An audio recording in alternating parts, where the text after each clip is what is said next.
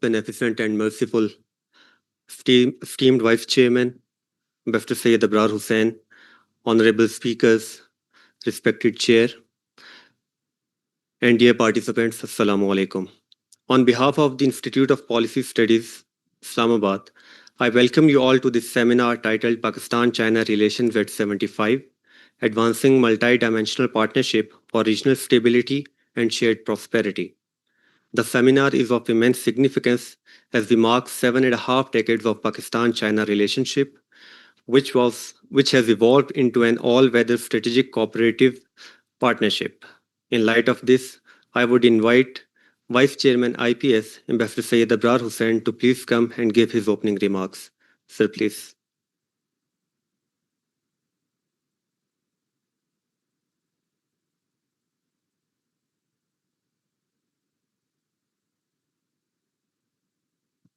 Bismillahir Rahmanir Rahim.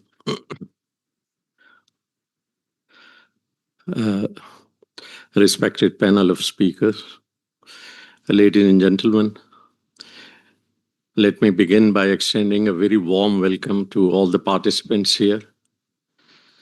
We are lucky to have a panel of speakers today who are experts in their fields.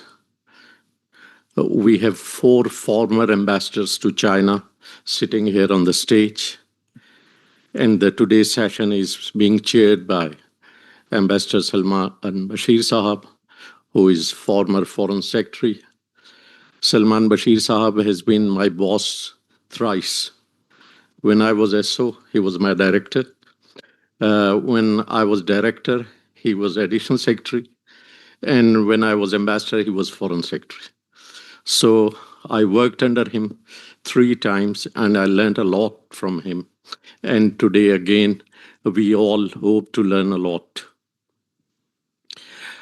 Our chairman, Mr. Khalid Rahman, has gone to perform Hajj. So today, you will have to bear with this poor substitute. As you know, we are here to celebrate the 75th anniversary of Pak-China relations, the strategic relationship, the all-weather friendship, higher than mountains and deeper than seas. And we have been watching this relationship develop into such an ironclad friendship since 1951 onwards. The diplomatic relationship was established on 21st of May, 1951. And then we have passed through so many phases. In other cases, we normally say that so many ups and downs. But here, there were no downs. It was only up and up and up. And today, we have reached such a stage where we're talking of CPAC 1 and then CPAC 2. Well, I'm no expert on China, and luckily we have so many experts on China here today. As I said before, the 4 ambassadors, and then Syed Muhammad Ali Sahab, the defense, the strategic analyst. So we hope to learn a lot from all of them. And before I conclude, let me thank them all once again for being here with us today. Thank you.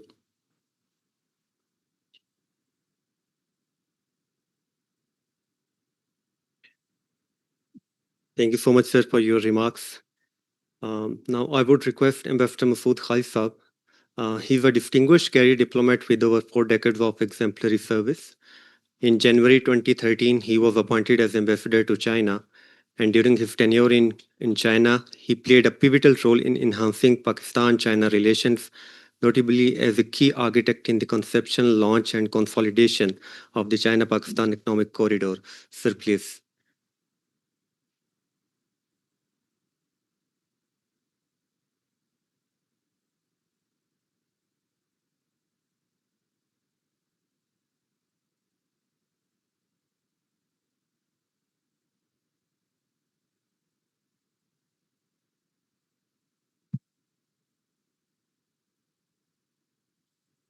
Bismillahirrahmanirrahim. Ambassador Abrar Hussain Saab, Ambassador Salman Bashir Saab, the chair of the session, distinguished colleagues and panelists, dear students, ladies and gentlemen, Assalamu alaikum and good afternoon. Well, I will briefly go over some of the points to say something on this auspicious occasion of the 75th anniversary of the diplomatic relations between Pakistan and China, which falls today, 21st May. As you would probably know, because the students are here, so I would like to share that Pakistan was the first Muslim country to recognize New China in 1950. And of course, we were a new country. China was also a new country, 1947 and 49.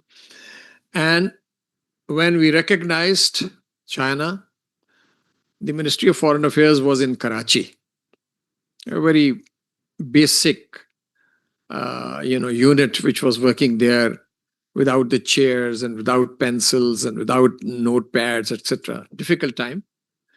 But at that point in time, the government of the day decided to immediately send a nucleus team to China to establish our embassy there. So an officer from the ministry and few staff members went there and established Pakistan embassy in China. Now here, I would also like to tell you that the embassy there has a school, Pakistan Embassy School, which is now an international school. And it was established in 1969 at the suggestion of Chinese Premier Zhou Enlai, I think, to our president. And then we established that school, and it is quite a institution now. Half and half are international students and half are Pakistanis. And you can go on the school website and see more about it. Well, in the last 7 decades or so, Pakistan and China have been able to overcome many hurdles in forging what is now known as the Cooperative Strategic Partnership. There have been domestic changes, upheavals in the international system, yet both countries have remained steadfast and resolute in marching together to build a multi-domain and a multi-dimensional relationship. And we are cooperating in a number of areas. We have a strategic convergence on regional and global issues, share commonalities in our worldview, and jointly endeavor to promote fairness and equity in the international system. And here I want to say with emphasis, you must keep in mind that the core principles of this relationship are mutual trust, mutual support, mutual interest, and non-interference in each other's internal affairs. This is the framework on which Pakistan-China relationship rests. And mutual trust is very important because this trust was not developed overnight. It took 75 years to develop this trust. And that is reflected in our high-level exchanges, frequent visits, and the type of cooperation which two countries have. So the evolution of this relationship has centered on confidence-building measures, brick by brick, which has helped build mutual trust and ensuring the endurance and durability of this relationship. We have tested each other many times, and each time our relationship has emerged stronger. I don't have a time to give you examples, but there are concrete examples where I can tell you different anecdotes and stories how this confidence and this trust was built. So truly, now it is a unique and a very special relationship etched in the minds of the two peoples. When you go to China and you tell you're from Pakistan, they will immediately, even a man on the street, he will tell you, oh, Pakistan, you are an iron brother. Similarly, if you go here and ask a Pakistani, who is your best friend, foreign friend, they will say China. So it is etched in the psyche of common people. Now, our critics and detractors try to project this relationship as if as if it is a sinister design between two countries, between Pakistan and China, against some third country. That is not the case. Yes, I can say that two countries oppose hegemony, unilateralism, and this kind of approach, that the winner takes it all.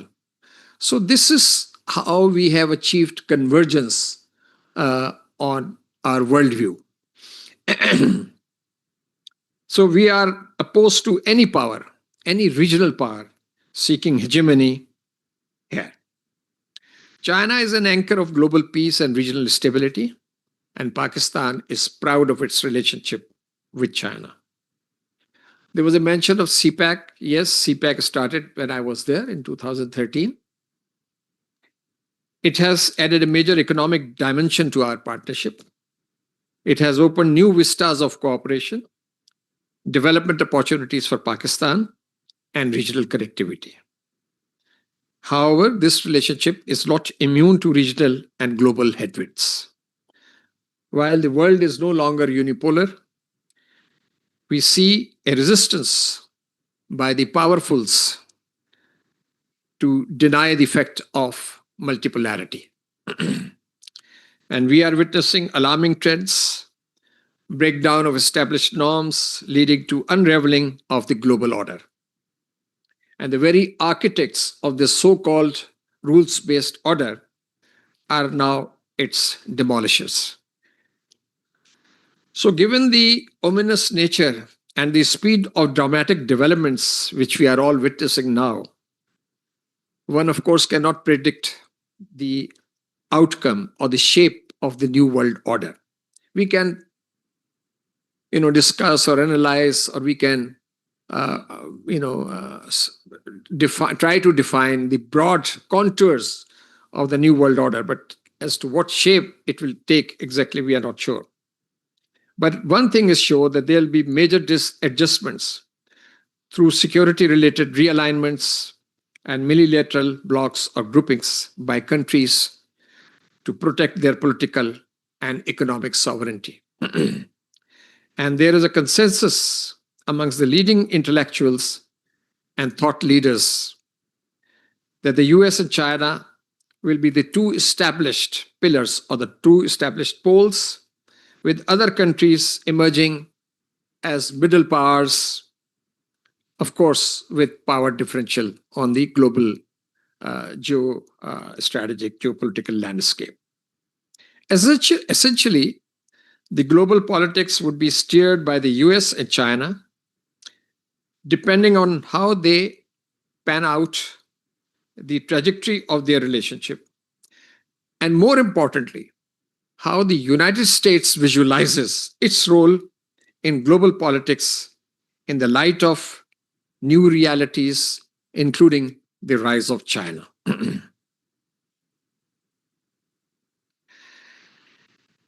Well, I will not go too much into what is happening. There is, of course, there is polarization at the global level. There is polarization in the domestic societies of developed countries. And then there is this trend or this phenomena which has started, that the erstwhile partners and allies are now alienated, and they are in fact not prepared to choose sides between the United States and China in their tussle. So amidst this anarchic situation, countries of the global south are showing more solidarity and unity and regard groupings like BRICS, SCO, ECO as necessary safeguards against geopolitical headwinds. Now, China's rise is a fact.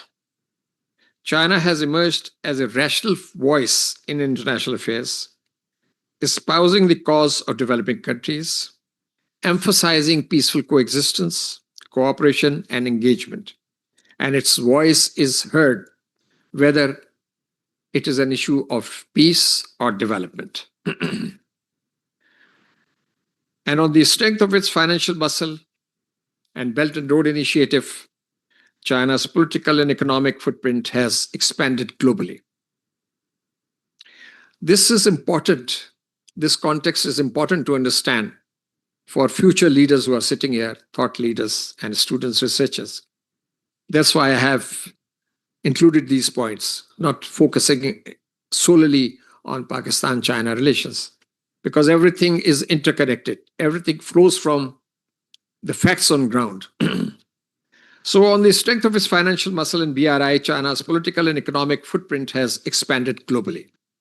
And in our region too, China's help in overcoming the development deficit is welcomed by countries of the region. Be these countries be in Central Asia, Middle East, or East Asia, China is welcomed as a development partner. In South Asia, except India, all the rest look to China as a potential development partner. And I would say that Pakistan is lucky to be enjoying close ties with an emerging superpower who is our neighbor and a trusted friend. And China's influence in our region will only grow as regional connectivity grows or these projects materialize. And its say on issues of regional peace and security will become more significant and important. So, in my view, Pakistan should continue its endeavors to further reinforce its time-tested ties with China. Our friendship, our partnership provides diplomatic and strategic space to both China and Pakistan.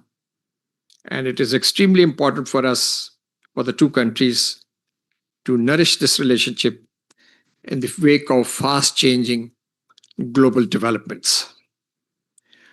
Now, finally, I believe that CPEC is the node, only pivot through which Pakistan can advance its aspirations for geoeconomics by promoting connectivity, energy, and trade corridors, and realize our aspirations to become a $1 trillion economy in the next 5 to 8 years.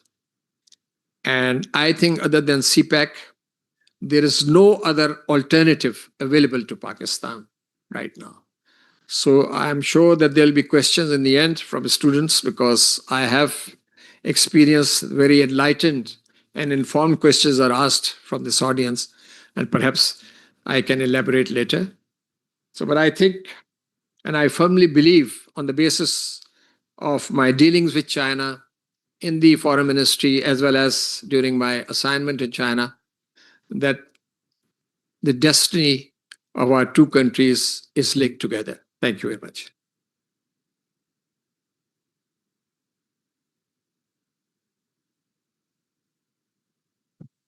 Thank you so much, sir, for your insights. Now, I would request Ambassador Nagmana Hashmi, who has served as former ambassador of Pakistan to European Union and Ireland.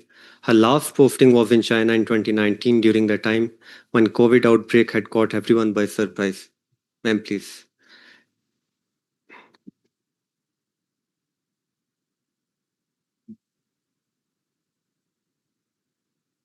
Thank you.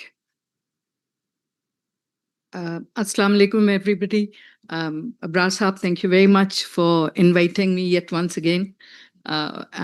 Before I speak on China, I would really like to acknowledge Ambassador Salman Bashir here, because as Abrar Saab said, Abrar Saab happens to be my batchmate. When I was an SO, Salman Bashir Saab was my director. When I was a director, he was my Director General. When I was a councillor, he was my ambassador in Denmark. When I went to China, 2 years later, he came back, he went to China, and again, he was my ambassador, and I was his number 2. When I became an ambassador, he was the foreign secretary.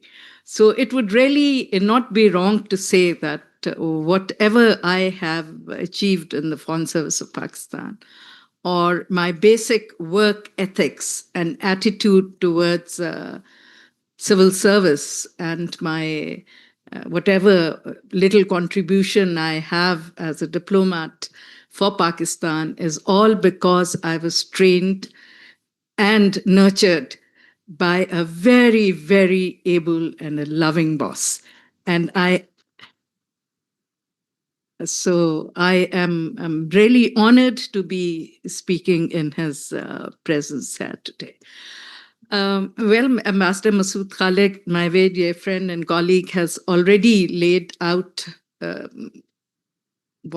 the world is going and where China stands, and basically where our Pakistan-China relationship is today.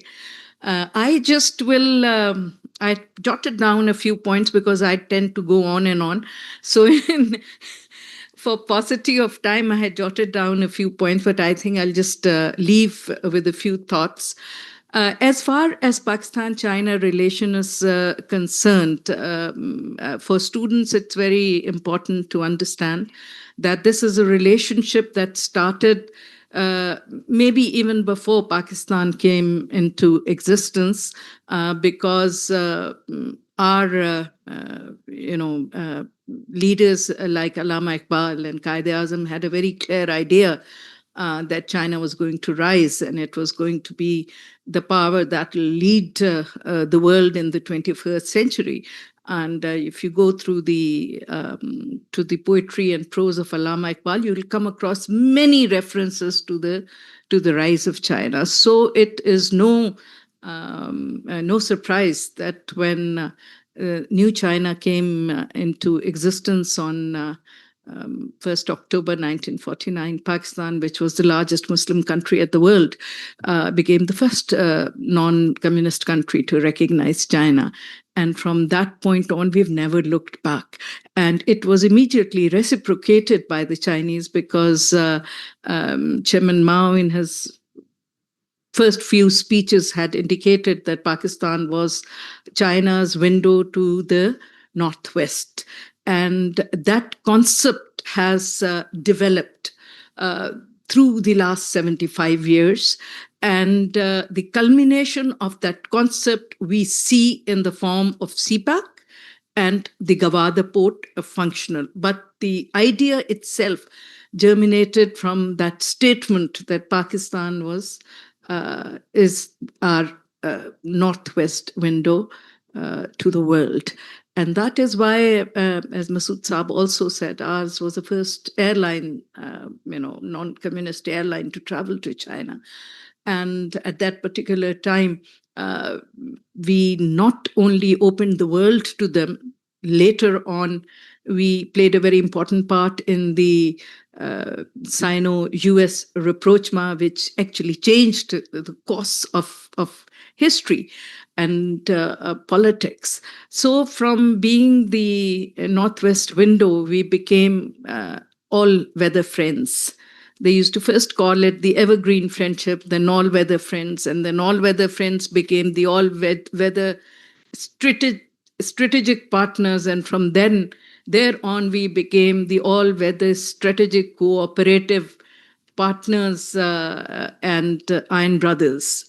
And that is why we call this friendship and ironclad friendship. And Masood Saab has explained the reasons why we do this. So I will not go into explaining what are the different reasons why we are best of friends. That has already been done. What I would like to talk about is what will happen in the next 25 years. Because there is no doubt that Pakistan and China are best of friends. We are best of partners. We have proven that.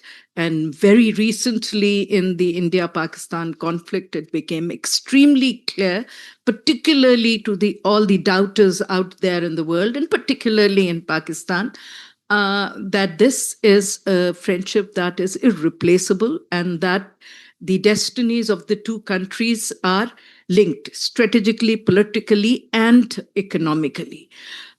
So there's no doubt about that. But the question is, where will it go? Will we be able to transform this relationship from a good strategic political partnership into a very active, productive, and economic partnership that will then form the new basis of stability and growth in this partnership? I think that is very, very important. And I think that about 5 or 6 things that we need to particularly do as far as that is concerned.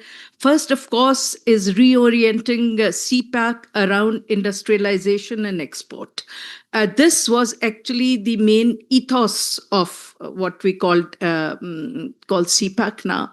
And unfortunately, we failed to deliver on the special economic zones, which were actually special industrial zones only. I don't know how and when we came to call them special economic zones. I still believe these are industrial zones that we're talking about. But unless we stop thinking of China as a source of cheap loans, as a source of advances, or a source of our foreign exchange stabilizer, we have to think in terms of making CPAC productive and export-oriented.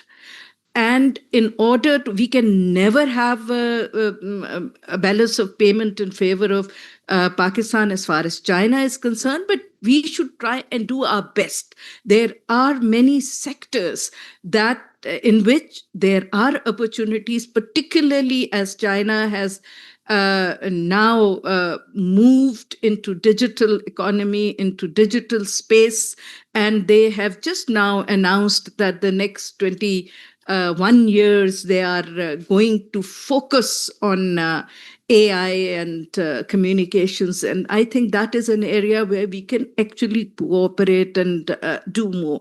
Secondly, I think that critical minerals have to be used as a strategic equalizer. They have the technology, we have the minerals and mines that can actually help stabilize our economy, provided we use it wisely and we get into agreements with China for value addition and then export to China and other countries. Thirdly, I feel that I've already said the green digital transformation that is happening now, we need to get on that train with China as quickly as possible. And for that, I think the current policies that we are following with our internet and communications, restricting them, we will have to seriously rethink our policy there, because without that we cannot achieve that green digital transformation. And then, Gavadir is fine. Gavadir is very good as far as your international connections and trade is concerned. And now with the problems and the Strait of Hormuz, we have seen how strategically Gavadir is located. So that takes care of our external exports and our external commerce. But what we really, really need to now concentrate on is ML1, because unless you have internal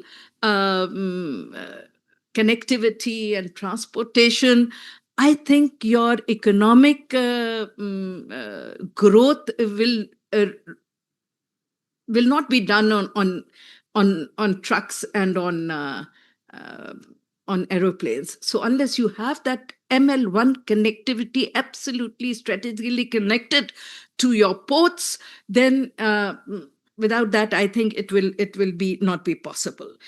Then how do we hedge Gavadir with Hormuz? Is it going to be the way it is? This is only a very small window of opportunity.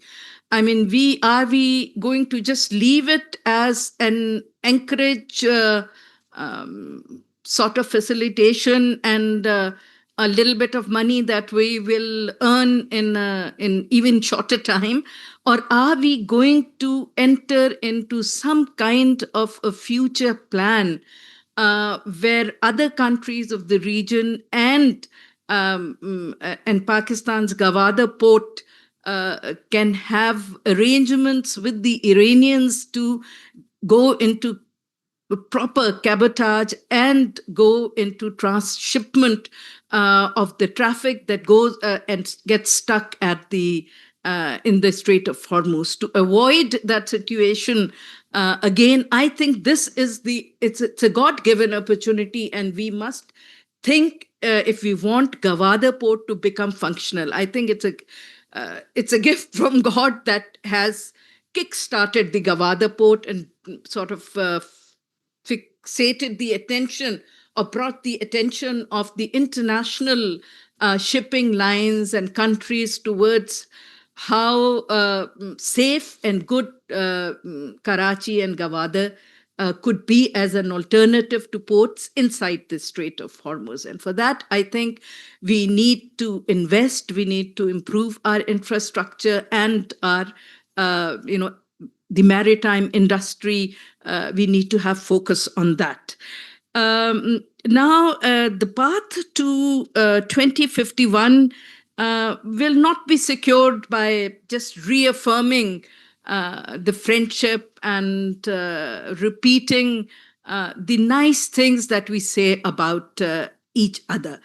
We will have to ensure that while we take advantage of the opportunities which are being presented to us because of the regional situation, because of the rise of China, and because of our own emergence after the conflict with India as one of the five middle powers, we will face challenges also.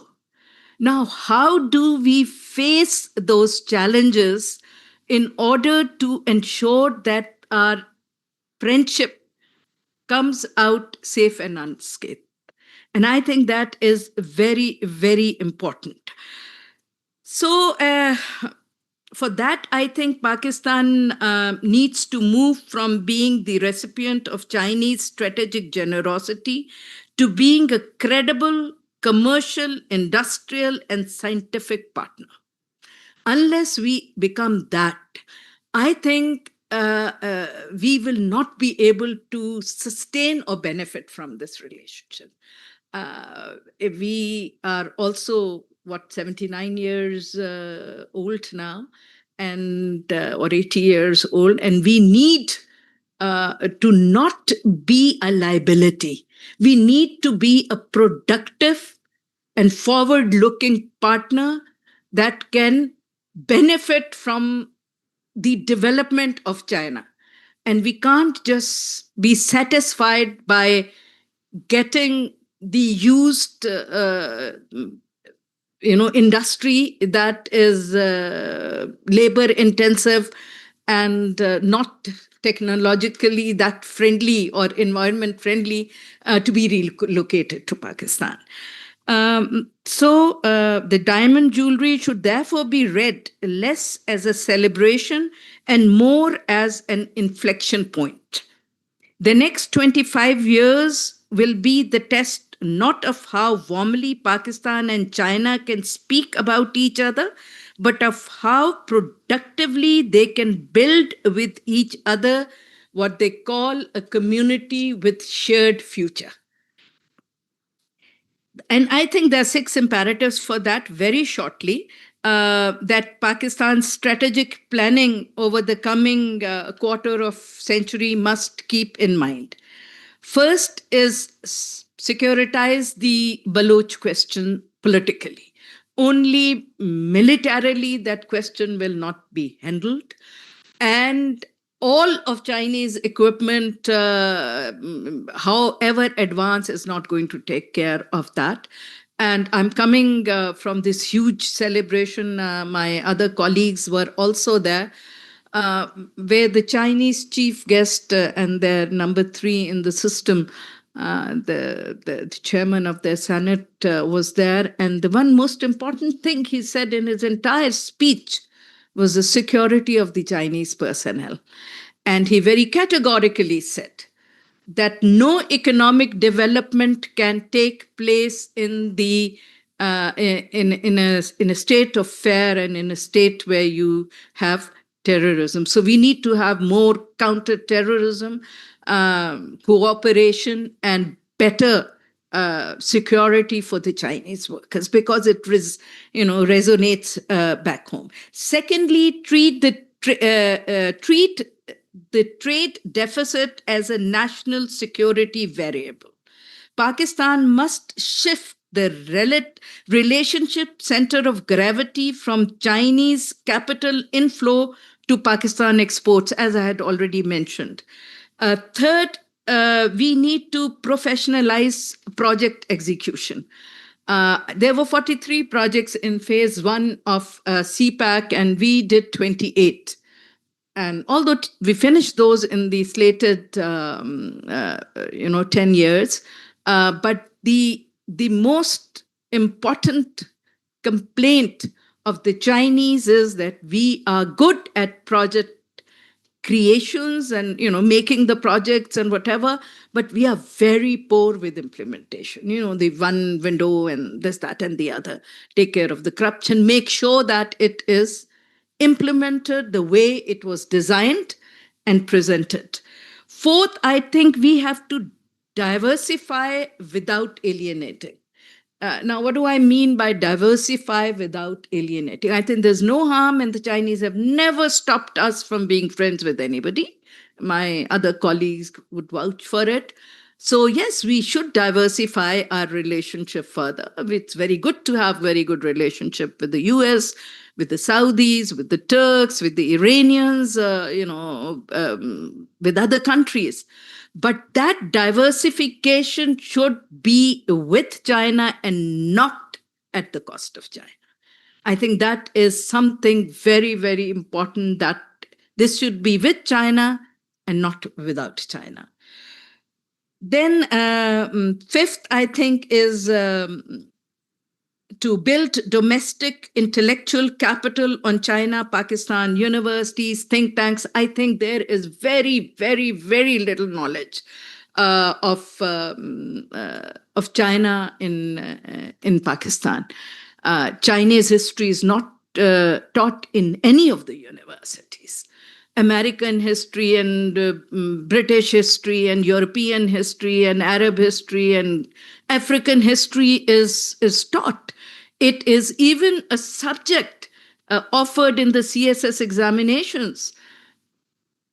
And has anybody heard of Chinese being a part of any of the curriculum or the CS6 examination, how do you expect then your bureaucrats to understand China and understand the depth of what this country means and what it means to us? And just one last thing, I think, and that was my sixth point, is to anchor the partnership in public, not just palaces, which means that we need to enhance our people to people contact much more. It really pains me to see that none of our major media houses have offices there or their representatives there in China.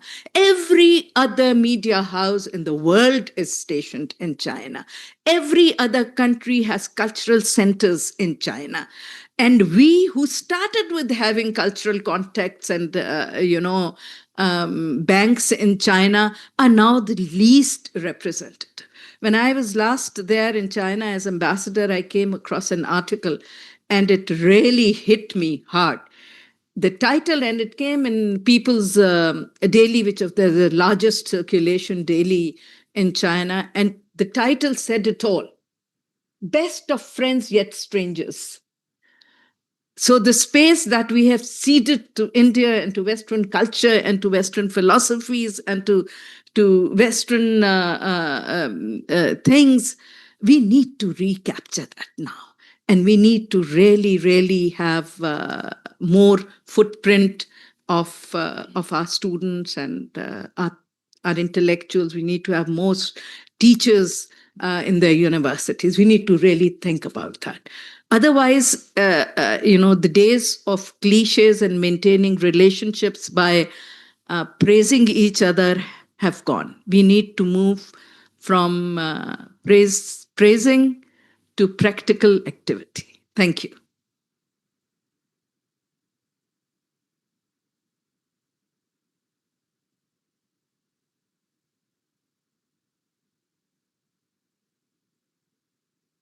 Thank you so much, ma'am, for your remarks.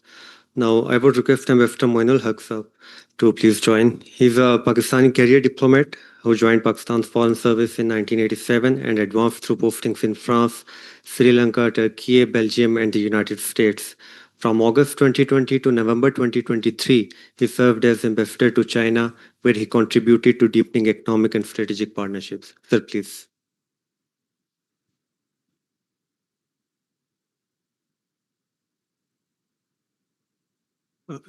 Sir, ijazat. Bismillahirrahmanirrahim. Respected Ambassador Salman Bashir, former Foreign Secretary and Ambassador to China and Chair of the current session. Ambassador Sayyid Ibrar Hussain, Vice Chairman of IPS. Ambassador Masood Khalid. Ambassador Nagmana Hashmi. Distinguished guests, Dr. of course, Ali, a co-panelist. Distinguished guest, Assalamu alaikum.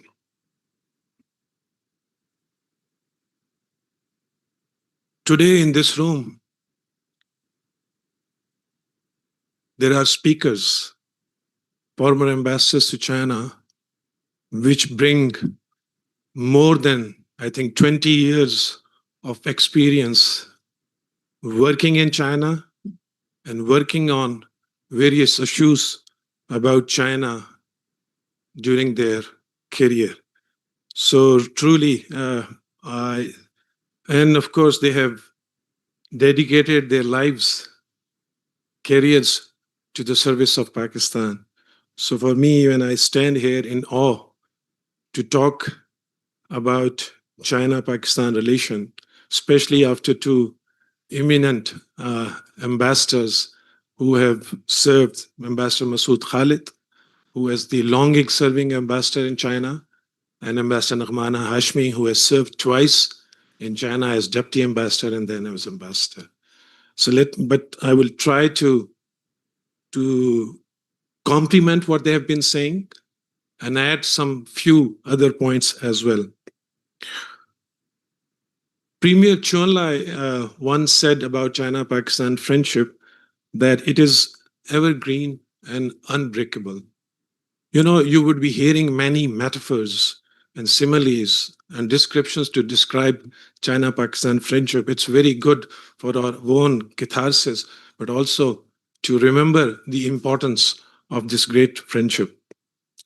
In Chinese culture, they say that a friendship tested by time and adversity, and truly Pakistan-China friendship, which is also called all-weather, has uh, been gone through these different times and remain constant, as Ambassador Salman Bashir has described in one of his articles. The China-Pakistan friendship has always remained constant, no matter what the international circumstances. We have also been saying, and which is part of most of the joint statement, that this relationship is a historic reality and a conscious choice of our two people. And recently, when I was thinking about this special occasion of 75th anniversary, I wrote something which I would like to repeat here, that this anniversary symbolizes a unique and special bond which has no parallel in history of interstate relationship. It is an occasion to celebrate the close friendship between two neighbors, strong solidarity between two partners, and iron brotherhood between two people. Let me say a few things on two issues. One, and both have been covered by Ambassador Mana Hashmi. One is Pakistan-China economic partnership. And I fully agree with her that the time has come that we need to translate this very solid bonds, political bonds, and strategic and security relationship between Pakistan and China into something concrete in the area of economic partnership. We already have a very strong base. China China is Pakistan's largest trading partner. And then we have CPEC, which is the most important corridor in the BRI. And of course, many people say it has been a game changer. It has been. As Ambassador Masood Khalid rightly said, that there is no alternative to CPEC. The first phase of CPEC has given us a solid base, a hardcore infrastructure in energy, in communication and transport infrastructure, Gwadar Port. Now we have to focus on CPEC 2.0, as mentioned by very eloquently by Ambassador Mana Hashmi. It is my conviction, and I've been saying it many times, that Pakistan's national security and economic security is directly or indirectly linked with China. It doesn't mean that we have to become dependent on China. It means that there are immense opportunities which are lying in China, next door, the largest market in the world, a friendly country, which we have to capitalize in terms of trade, in terms of investments. But before we go towards that, we need to understand that China has become the second largest economy, and in some statistics, they say it has already become the largest economy in the world. How they have achieved this miraculous development. We are lucky and I think privileged to have served in China to see from our own eyes this miracle which has took shape in the last 40 years. The fastest growth any country has achieved in the history of mankind. I think I have spoken here earlier also in one of the sessions, which was relating to living scripts, where I briefly discussed about the Chinese development model, the main ingredients of that. I will briefly touch on few things here. China developed on two counts. One was state interventions, and one was Chinese own civilizational ethos and values. In Chinese state interventions, you must have heard about the Chinese famous leader and president, the paramount leader Deng Xiaoping, which, in my view, I give him this credit of what China is today is because of that man. Opening up and reform policy of Deng Xiaoping is the blueprint or gave that roadmap that China took over the next 30 years to reach what it is today. Secondly, China facilitated investments from foreign companies, opened their doors as part of the opening up reform policy. Today in China, there are more than 1 million foreign companies. You name them from Europe, from West, from North America, from East Asia, Japan, Korea. They're all based in China, have factories there, manufacturing there. So what it did, it brought technology, it brought capital, and it brought management practices to China, from which China learned and then took off. Third is that China then focused on exports, became the factory of the world. Special economic zone, a network of industrial parks was set up in China based on sound business model, not real estate model, which we see what's happening in Pakistan. As Ambassador Nagmana mentioned, that we have to operationalize these SCZs, industrialization of Pakistan, which was the core of CPEC. If Pakistan wants to take off economically, they have to focus on exports. They have to focus on industrial capacity. Special economic zone, industrial parks become very important for that. Then China facilitated the growth of private sector.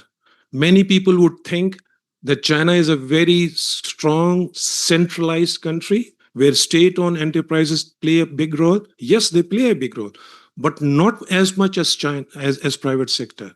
The main development, economic growth of China has come from the private sector of China. They say about 50% of GDP growth comes from private sector. 60% of taxes come from private sector. 70% of technology comes from private sector. About 80% of job creation comes from private sector. So the private sector is the engine of the growth. And that is very important, that private sector of Pakistan and China do interact as we move forward. Fifth point, which is very important in state intervention, is they gave independence to their provinces and regions. Again, a myth that China is a very centralized country. No, when it comes to economy and investments, they have given independence to provinces which compete with each other in attracting foreign investments. Investment in education and health. China did massive funding in these two sectors, which are, as you all agree, are very important for the economic growth or social economic growth of any country. If you don't invest in your people, if you don't give them those opportunities in education, technical education, skill development, health, how a country could prosper. Investment in technology. China is today leading, and I think there was an Australian think tank which published a technology tracker. They say there are 40 plus technologies, these advanced technologies in the world, out of which about 37 in China is leading in them. Robotics, e-commerce, UAVs, AI, high-speed train, you name that. Solar, wind, China is leading that. And how did they achieve this edge in technology? R&D. You would be surprised to know the budget that China dedicates to investments. It's about 2.5% of Chinese GDP. If you translate that into dollars, it comes to about $450 billion, close to what US spends on R&D. And then consider what we do in this area. I used to go to many, and I'm sure that Ambassador Masood Khalid, Ambassador Salman Bashir, and Mana Hashmi would have gone to these companies, Chinese companies, institutions. So wherever you go, they will tell you proudly that how much they spend on R&D and how much human resource is dedicated to R&D. So that's why today you have a company like Huawei, Tencent, Alibaba. These are giants in the world. BYD. I went to BYD and there was a wall. I think I mentioned earlier also, some of the students who were there. There was a big, huge wall about, I think, 100 meters long and 20 meters high with about thousands plaques. And they were all patents, industrial designs designed by one company in China. We have to focus on technology, and because future world is about that. Second thing, of course, that I mentioned was civilizational ethos, the value of hard work. It is embedded in each Chinese right from the beginning, from the childhood. Discipline, merit, unity. These things shape the character of a nation. We have to, of course, Pakistan's founding father, Quaid-e-Azam, gave us the principles of unity, faith, and discipline. Because young students are sitting here, so I wanted to share these values which resonates with our own values. But those have to be put into practice for the nation to grow further. Second thing which Ambassador Nagmana highlighted is very, very important, which most of the time is neglected, which is cultural cooperation and people-to-people exchanges between our two countries. This friendship, these feelings of goodwill and amity that exist today between China and Pakistan cannot be taken for granted. We have to transform and educate our youth and our future generation. For that, these exchanges at the people-to-people level in different fields, in education, in literature, in film, in drama, performing arts, tourism. So there are many, many fields that we both can come together, learn with each other. Both countries have rich history, civilization, beautiful places to see. I don't know how many you have been to China, but seeing is believing. Most of the things which we have been saying here, you would listen, maybe forget next day. But if you are in China and if you witness this miracle of development, this civilization, this history by your own eyes, then you will be able to understand what we are trying to say here. Why China is important for Pakistan's, why we need to invest in this friendship even more in the future. So,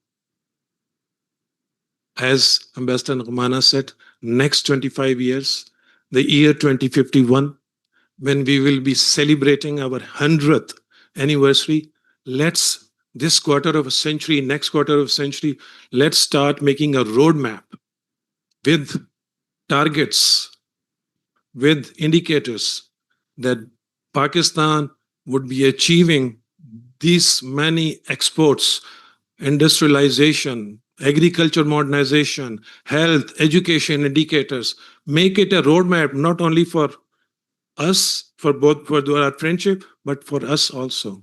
Because 4 years before this 1951, we will be celebrating 100 years of Pakistan also, 1947.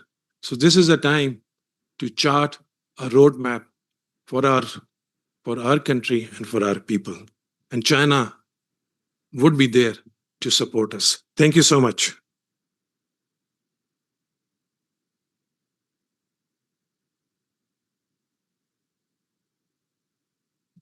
Thank you so much, sir, for your insights. Now, I would request Dr. Syed Muhammad Ali, who is the Chairperson, Council of Complaints Islamabad, having 3 decades of rich experience for working in senior positions in international and national media in the USA, UK, and Pakistan. He has lectured at Belfer Center, Harvard University, National Defense University, Washington, and Tsinghua University, Beijing on global issues. Sir, please.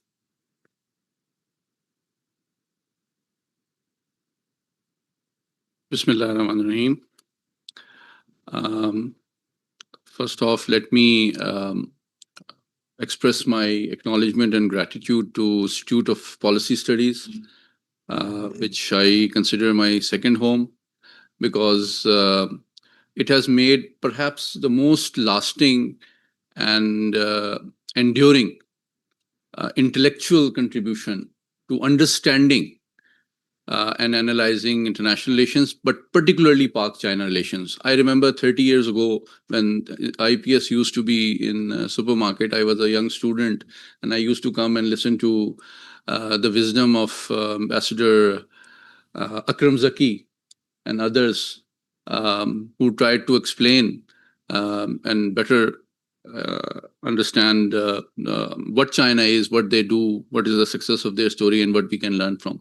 But today is one more historic occasion, not just because of this topic or title, because I myself have benefited in the last 1 hour from the perhaps collective experience and wisdom of more than a century put together on this formidable and illustrious panel.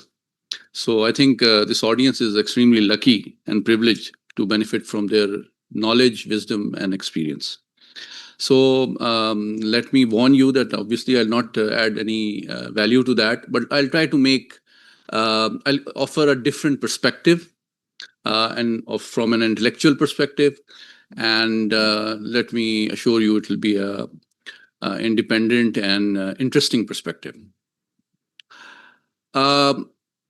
I've been asked to explain Pak-China relationship from the strategic and defense point of view. I think there are 3 critical and unparalleled contributions that China has made, not just towards Pakistan, but towards South Asia. First off, it has made the most enduring and substantive contribution in helping Pakistan build all its elements of national power, be it hard power, be it industrial power, and like Ambassador Nagmana aptly warned, is encouraging us repeatedly to build our intellectual and industrial power as well, so that we can benefit from the opportunities that China is offering, but expects us to prepare ourselves to benefit from them. So be it hard power, be it soft power, be it economic power, all these elements of national power have perhaps benefited from China more than anybody else. We have benefited from other great powers like the US as well. But what is the difference in the nature of this relationship? That is very important and an intellectual obligation for me to explain. As a student of US foreign policy as well, I have seen in the entire post-Second World War environment and era that US has been a very demanding and interventionist great power. And as the first speaker aptly pointed out, Ambassador Masood Khalid, the principle of that foreign policy distinguishes the nature of relationship between Washington and Beijing with Pakistan. They don't believe in intervention. They don't believe in commenting or demanding anything to do with your domestic issues. That's your job. Secondly, they have not been that coercive in repeated historic and crisis and conflict occasions. And I think they have been very patient with us as well, let me recognize. That's a diplomatic way of putting it. But the second most substantive and significant contribution which strategically China has helped towards South Asia is helping Pakistan achieve a degree of balance of power in South Asia. It helped build our Army, Air Force, Navy, our defense capability, defense industry, which helped Pakistan achieve a degree of balance of power in this region. And the third is their exceptional and valuable contribution towards and commitment towards strategic stability in South Asia as well. So these are the three invaluable and unparalleled contributions that China has made towards not just Pakistan, but security and stability of South Asia. That's my starting point. Secondly, if you objectively look at the history of these relations, definitely geopolitics and the 1962 border war between India and China provided us some useful opportunities, and which we both benefited from. And one important event I must remind this informed audience is the Pakistan-China border agreement. That is also something which is a testament of the Chinese commitment to our territorial integrity and national interests. While we continue to hear reluctance from India and allegations and false claims from Afghanistan based on false narratives. So China's commitment to our territorial integrity is also something which is invaluable. Now I'll quickly share with you how some important Pakistan's security episodes China played an invaluable role, both diplomatically, militarily, and strategically. In 1965 war, I think it was a useful but costly wake-up call for our defense planners and leadership.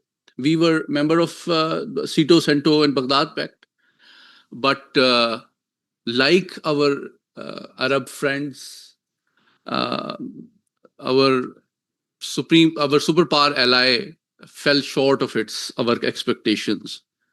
In fact, now it is declassified and public property. So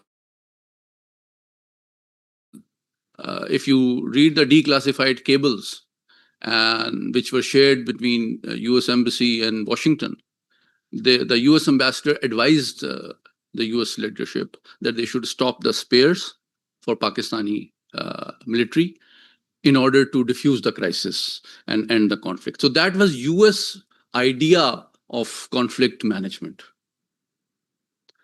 In contrast, Pakistan, immediately after the 17-day war in 1965, sent a military delegation to Beijing to explore how can we benefit from their defense industry. And the rest is history. But I'll not bore you with a lot of history, but there are three lessons to be learned and shared and appreciated. You see a immediate and major and long-term and consistent transformation of Pakistan's defense posture. From 1947 till 1965, you see a complete and total dependence on the Western arms by all three services. And then you see a diversification and acquisition of weapon systems from China. In case of Army, we procured the T-59 tanks and then the T-69 tanks and the 130mm howitzers. Our Air Force procured the trainer aircraft F-35 and F-6 fighter became the mainstay of our Air Force for almost 3 decades. And then after the 1971 episode, the 1971 war, two things became very important for us.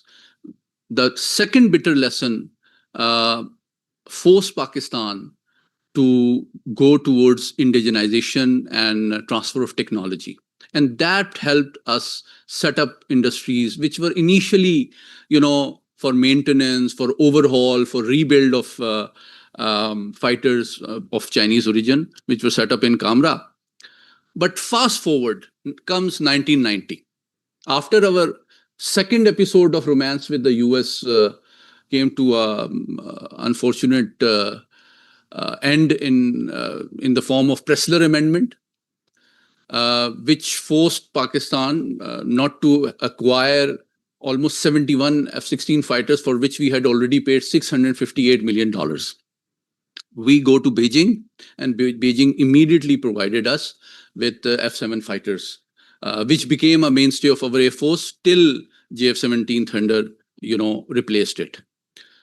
Fast forward in standoff 2001-2, again they sent us two squadrons of F-7 PG, which was an advanced version of F-7. But a watershed event, I think, in defense relations between Pakistan and China was the Pressler Amendment. And Pakistan's Air Force leadership across several generations is unanimous that it offered Pakistan an opportunity that if it wasn't for Pressler Amendment, they would not have thought of developing an indigenous aviation industry with Chinese help. And today, the pride of Pakistan, JF-17 Thunder, which embarrassed the Indian might, or the myth of their might of air power by destroying the world's most advanced missile defense system, S-400, is a consequence of that realization that Pressler Amendment gave us. So I think that's also an ironic contribution that China has made towards indigenization of our defense capability. In terms of, but subsequently you see a consistent process in which the three forces, the three services have increased not just their dependence, interoperability, but transfer of technology as well. JF-17 Thunder is a particular example because I must acknowledge and express gratitude as a Pakistani that Chinese shared with us their technology. There was a transfer of technology, and now in very short time we have developed and operationalized three more advanced versions of JF-17 Block 1, 2, and now 3, which is now the mainstay of Pakistan Air Force. Porting it to other countries as well. So that is a great success story, which I'll explain, offers us unique and invaluable lessons in other domains as well.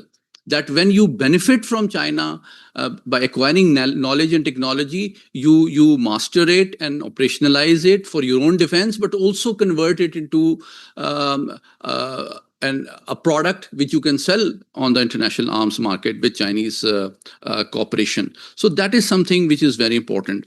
And last year, Operation Marka-e-Haq proved two things very significantly. Number one, the Chinese technology, for the first time in modern warfare, proved better than the most popular Western arms in the same domain, particularly in air power. The J-10C versus Rafale. Rafale, let me acknowledge as a subject expert, is the most advanced and European fighter, if I may say so. And Dassault is a very prestigious company of French origin, and it was humbled. Secondly, the PL-15 missile which Pakistan Air Force employed changed history of air power. It was the most intense and the longest range beyond visual range air combat in entire military history. All 8 aircraft of Indian origin, which were the best Russian, the best French, whether it was Rafale, whether it was Su-30 MKI, whether it was MiG-29, whether it was Mirage 2000, were shot down hundreds of miles away inside Indian airspace. So it was a demonstration of superior Chinese technology as well as our professional excellence. And third, as I earlier pointed out, JF-17 Thunder did, which was unimaginable. Let me share with you, S-400 is considered the most advanced missile defense system. It was deployed by Russians during the Syrian conflict. And even the Israeli and American Air Force would pay respect to it and steer clear of it wherever it was deployed in Syria. But in Pakistan, in this conflict last year, Pakistan Air Force took a direct aim at it and destroyed it effectively in one sortie. So that is an evidence of not just our professional excellence, courage, leadership, but also the technological capability of the hypersonic weapon which was used in this operation. A quick comment which I think which deserves this this audience to acknowledge. It is not directly related to strategy or defense, but is invaluable for our energy security, particularly in the context of the emerging challenges as a direct consequence of the Middle Eastern conflict. There are 6 civilian nuclear power plants or reactors under IAEA safeguards of Chinese origin, which are operational right now, which meet 17 to 18% of Pakistan's total energy need as we speak. It is affordable. It offers cheap and cost-effective energy. It is clean energy, helps us meet Paris Treaty commitments. And it helps us reduce the huge energy import bill, which is burgeoning every year because of the geopolitical situation and unstable and unpredictable hydrocarbon prices that we import. And we are already anticipating $8 to $10 billion increase in our oil import bill this fiscal year, according to assessment.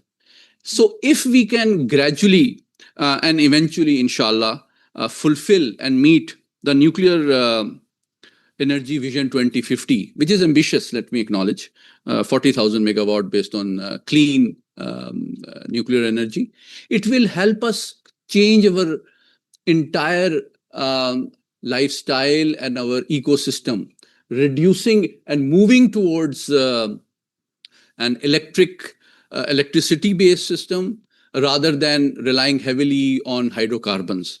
But it's an ambitious goal, let me acknowledge, but possible if we work consistently and diligently. So that is an invaluable contribution which China has made to our energy security as well. Just last 2 comments before I conclude my talk.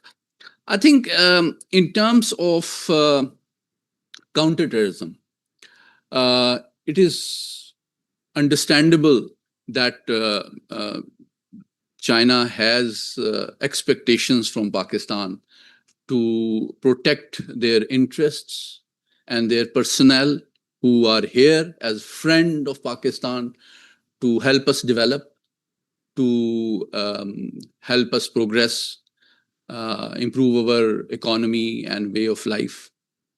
But as an independent scholar, I would say that we should not frame the frequent attacks on Chinese personnel and investment only in the context of internal security.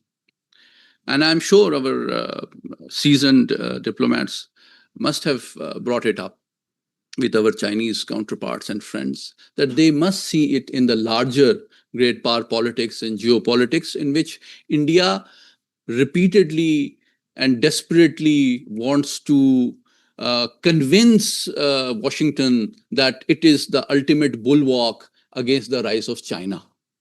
So when I see Indian-sponsored proxies repeatedly and deliberately attacking Chinese personnel and investments, it is part of the Indian promise to contain China through asymmetrical means. It is not just going to be through conventional means or strategic means.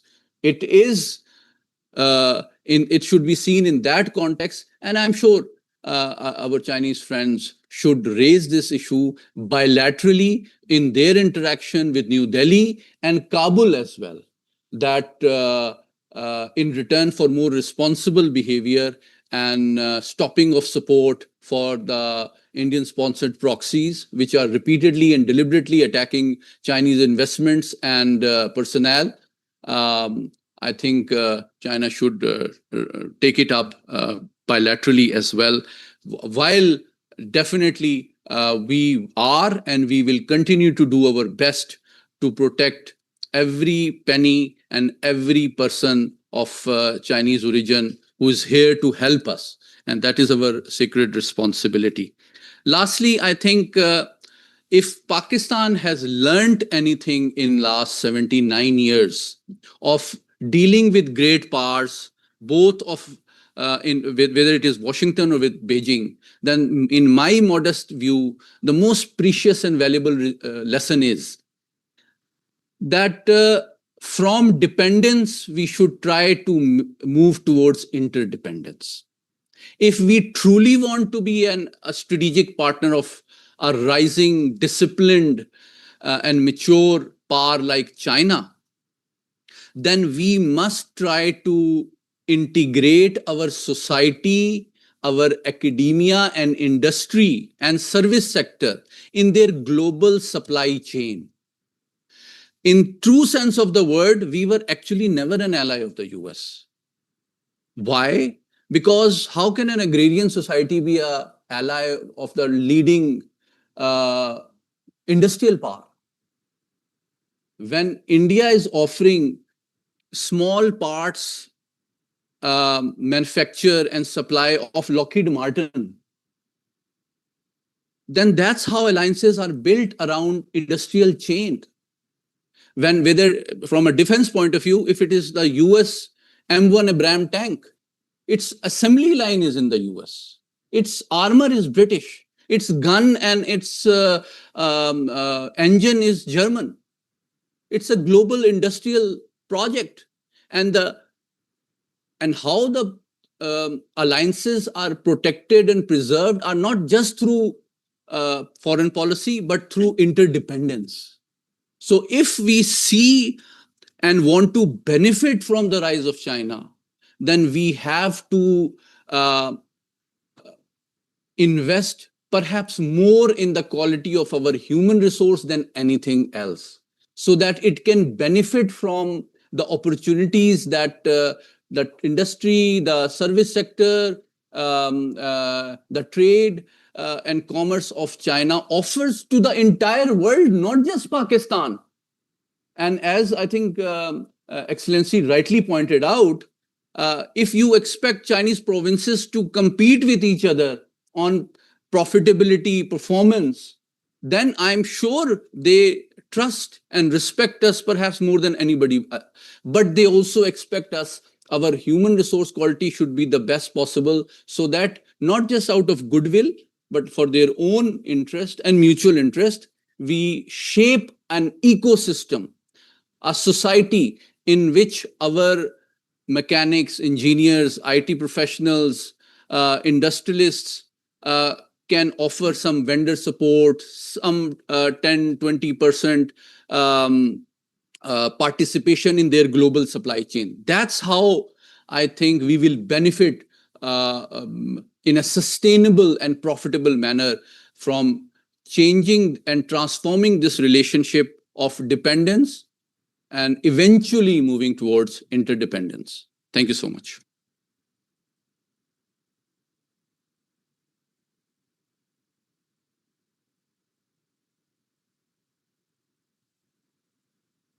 Thank you so much, sir.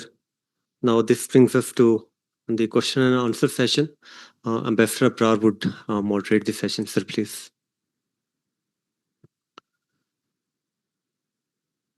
We have about 15-20 minutes for brief comments or questions from the audience.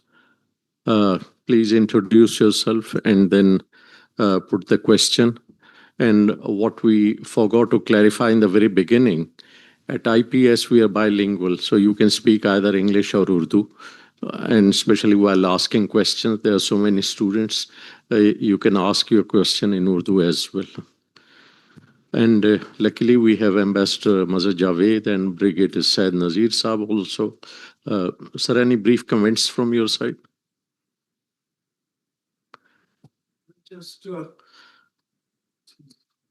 it's a constellation of ambassadors or soft power, but very formidable, and they prevail. So my kudos are to the constellation, and especially the defense analyst. My question is a bit regarding the current issues.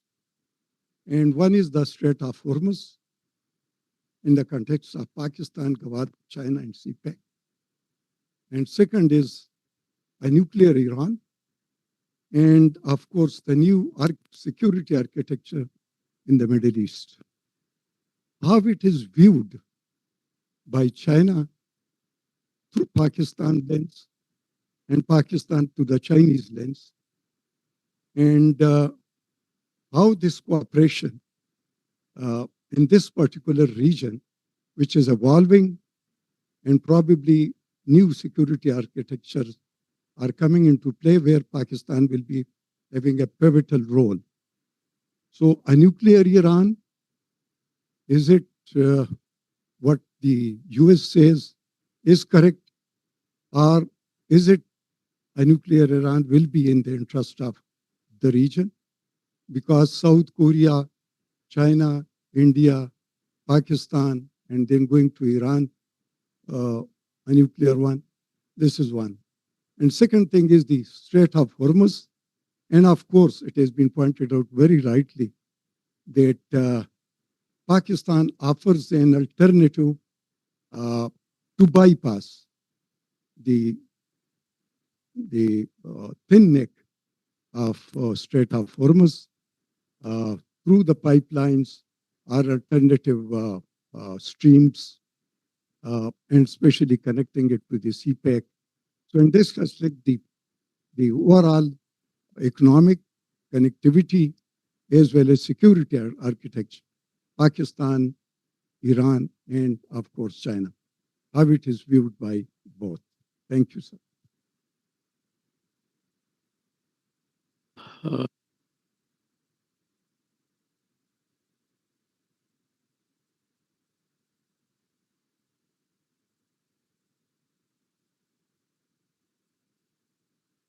Okay.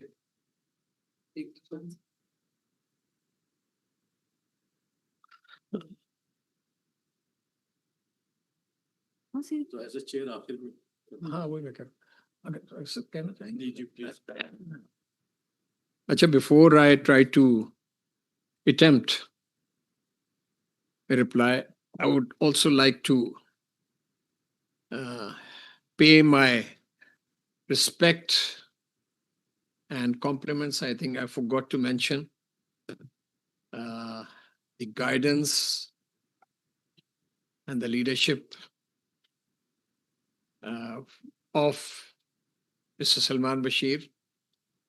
He was the foreign secretary at a time when I worked as one of his additional secretaries. And I was looking after Asia Pacific, and before that, Ambassador Salman had also served in that capacity. So our thinking was aligned, which made my job very easy. But I must say that I learned a lot from him, and he was a very good boss, sir. Thank you very much. Shaji, Bada Brigadier Sahab, you have asked a very loaded question. Strait of Hormuz, the nuclear issue of Iran, and this and that. So let's see. First of all, I would like to say that we should be very clear about how we position ourselves in this fast changing global and regional environment. How do we see ourselves? Before we try to project our importance or significance to the outside world, we ought to know our own strengths as well as weaknesses also. This is very, very important. Now, our strengths, we have a geography or a location, which is an asset as well as a liability. In the sense, liability, I'm not saying in a negative sense. I'm saying liability because of the volatile neighborhood, which remains a constant challenge to our security and territorial integrity. But it is more of an opportunity for us because we are at the cross section of at least 3 to 4 regions. It's very unique. You are a natural bridgehead for connectivity, for pipelines, this and that. Then you have a very big market. Prime Minister today said 240 million. I don't agree with his number. I think we are about 250 or 255 million.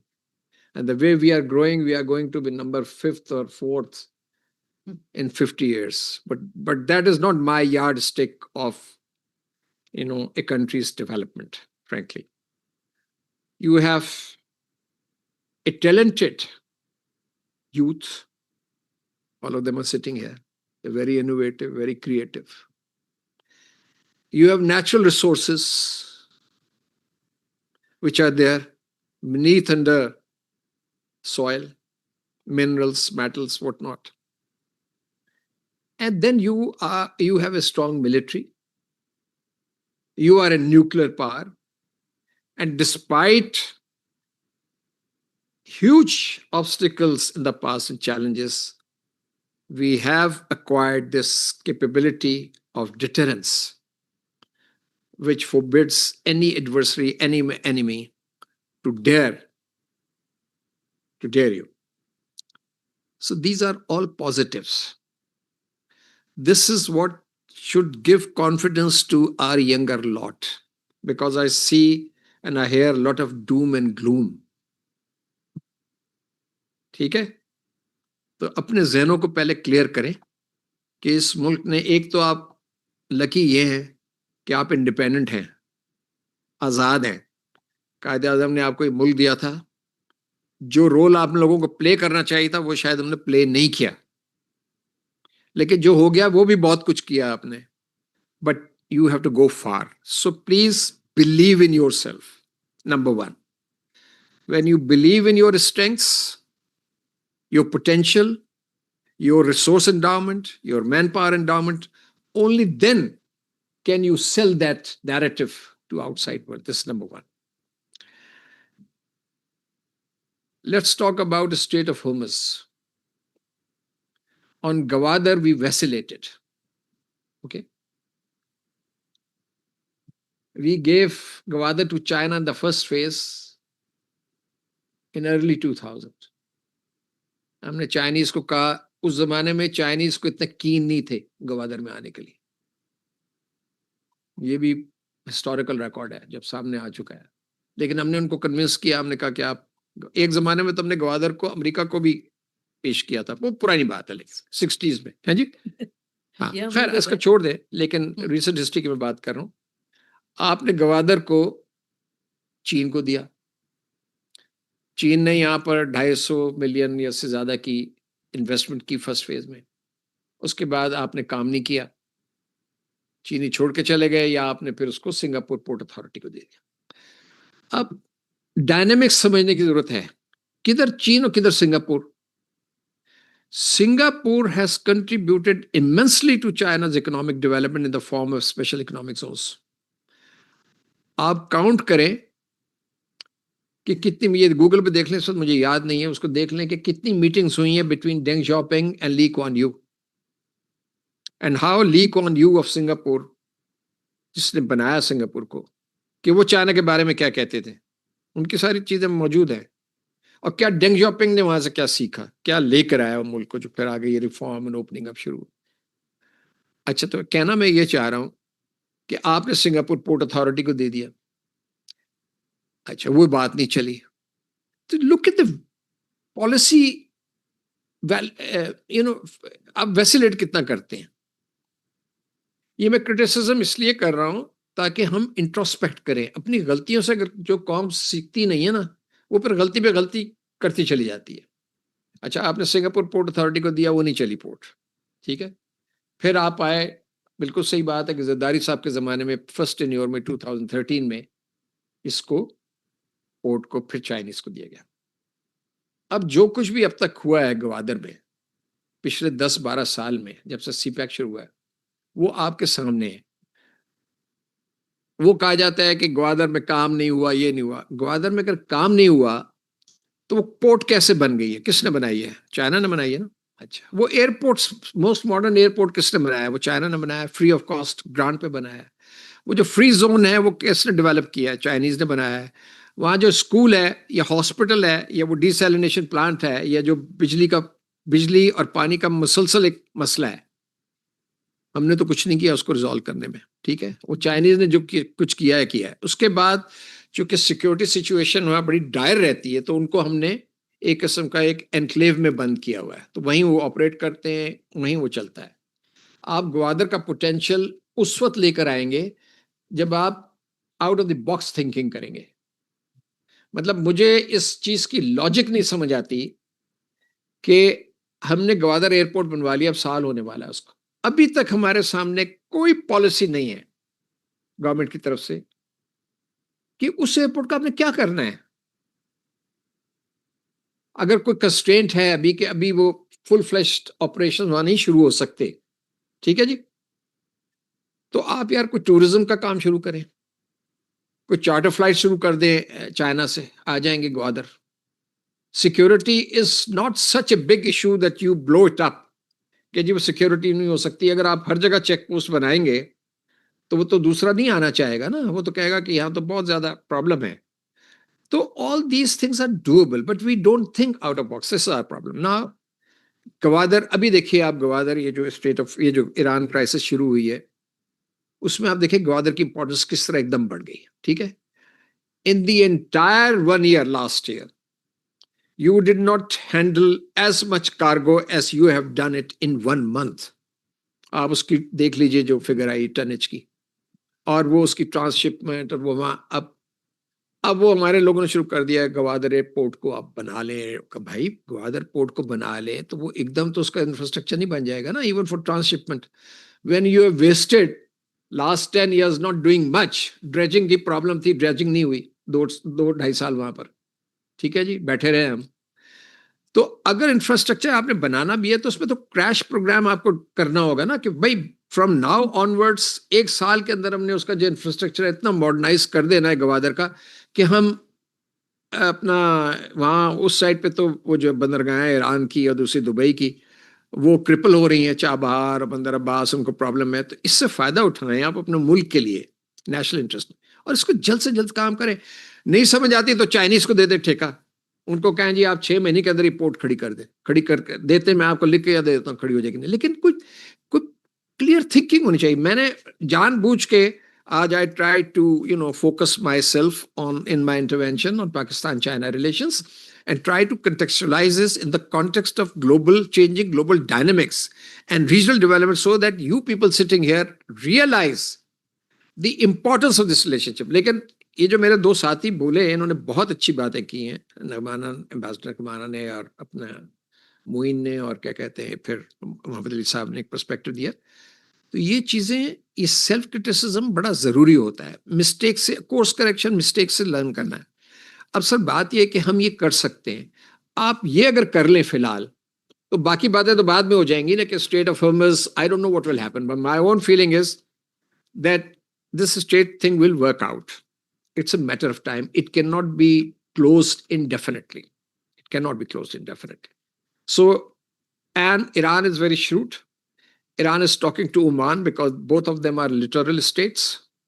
They have technically, you can say, they have it falls in their jurisdiction. Technically, it is not an international channel that way. دیکھا جائے تو اس کو یہ ہے تو ان دونوں کی ملکیت ہے, اور اس کے اوپر وہ اگر وہ آپس میں اگریمنٹ کر لیں کہ جی یہ پروٹوکول, یہ رجیم چلے گی یہاں پر, کچھ پیسہ عمان کو ملے گا, کچھ اگر ایران نے کنوینس کر لیا, and if they come up with that kind of framework of formula to United States, that may be acceptable, کیونکہ عمان تو ان کی ویسے بھی ان کے کیمپ میں ہے, امریکیوں کے کیمپ میں. ٹھیک ہے.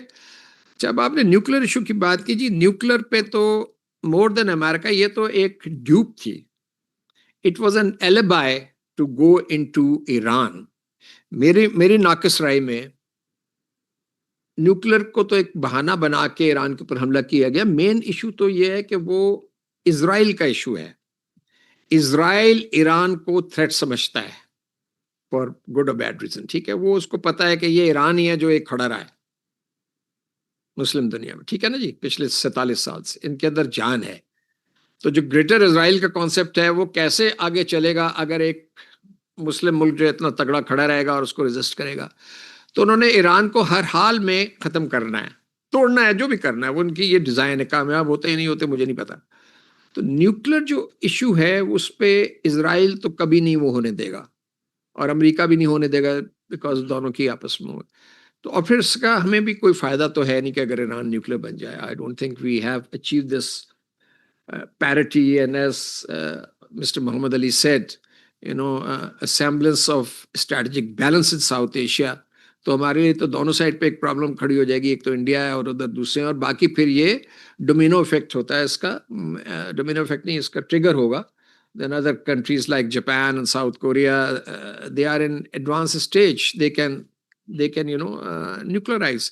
So I don't think it is good for the proliferation for the world, بلکہ یہ تو بہت اور خطرناک چیز ہوں گی. لیکن ایک جو بس میں لاسٹ جملہ یہ کہوں گا کہ اس جملے پہ ذرا غور کیجئے, وہ یہ ہے کہ یہ جو ایران کرائسس ہے نا, اس نے ایک بہت بڑا دنیا کے لیے نا ایک پنڈورا باکس جو ہے کھول دیا.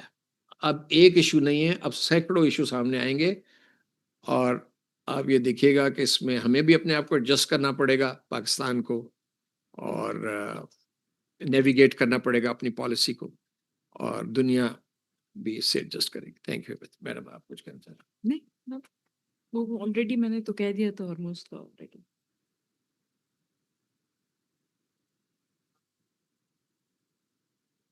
No, thank you indeed. In fact, I was referring to the new security architecture in the region, especially the Middle East. Architecture میں تو آپ کے لیے اپارچونیٹیز آ رہی ہیں نا. دیکھیں نا, اس میں یہ ہے کہ آپ جو میڈیشن یہ کر رہے ہیں, ایک تو آپ کا مارکہ حق کے بعد پروفائل جو ہے وہ بڑھا ہے ڈیفینیٹلی. ٹھیک ہے نا, کریڈیبلٹی, آپ کا نیریٹو جو ہے وہ سیل ہو رہا ہے. تو اس سے پاکستان کو فائدہ پہنچا ہے, پاکستان کی ڈپلومیسی کو فائدہ پہنچ رہا ہے. اب جو بھی اس کی آؤٹ کم ہو, اس کرائسس کی ایگریمنٹ ہو یا نہ ہو, Pakistan is not going to lose that much. میں نہیں اس چیز سے ایگری کرتا کہ جی پاکستان کے اوپر کوئی بہت بڑی آنچ آئے گی کہ پاکستان نے کیوں یہ رول اسیوم کیا. لیکن یہ ضرور ہے کہ اس کے بعد جو ریجنل آرکیٹیکچر ہوگا نا, خصوصاً مڈل ایسٹ میں, مڈل ایسٹ اگر یہ معاہدہ وعدہ ہو بھی جاتا ہے نا, Middle East going to have an easy peace. یہ میں آپ کو بتا دوں, وہاں ٹرموائل رہے گا, وہاں اسرائیل اپنا کام کرتا رہے گا, وہاں چیزیں چلیں گی. تو وہ کوئی اتنا اسٹیبل چیز نظر نہیں آ رہی فی الحال. لیکن یہ ہے کہ پاکستان چونکہ ایک اہم ملک ہے مسلم دنیا کا, اور اس کی کیپیبلٹی ہے, کیپیسٹی ریکگنائز ہوتی ہے, تو پاکستان کے لیے یہ اپارچونٹی پیدا ہو رہی ہے کہ پاکستان ایک کنسٹرکٹیو رول پلے کرے اس سیکیورٹی آرکیٹیکچر میں, جو ولی نیلی ایک نئی گروپنگ بنے گی. کیونکہ یہ جو کنٹریز ہیں لائک سعودی عربیہ, کویت, اور یہ کیا ہے آپ کے قطر, بحرین, یہ ضرور یہ کوشش کریں گے کہ یہ امریکہ کے اوپر ڈپینڈنس تو نہیں ختم ہوگی ان کی, وہ جو ملٹری اور سیکیورٹی کور ہے وہ رہے گا, شیلڈ, لیکن add other layers of security, and that is where Pakistan figures, جیسا کہ آپ نے دیکھا کہ وہ سعودی عرب کے ساتھ ڈپینڈ.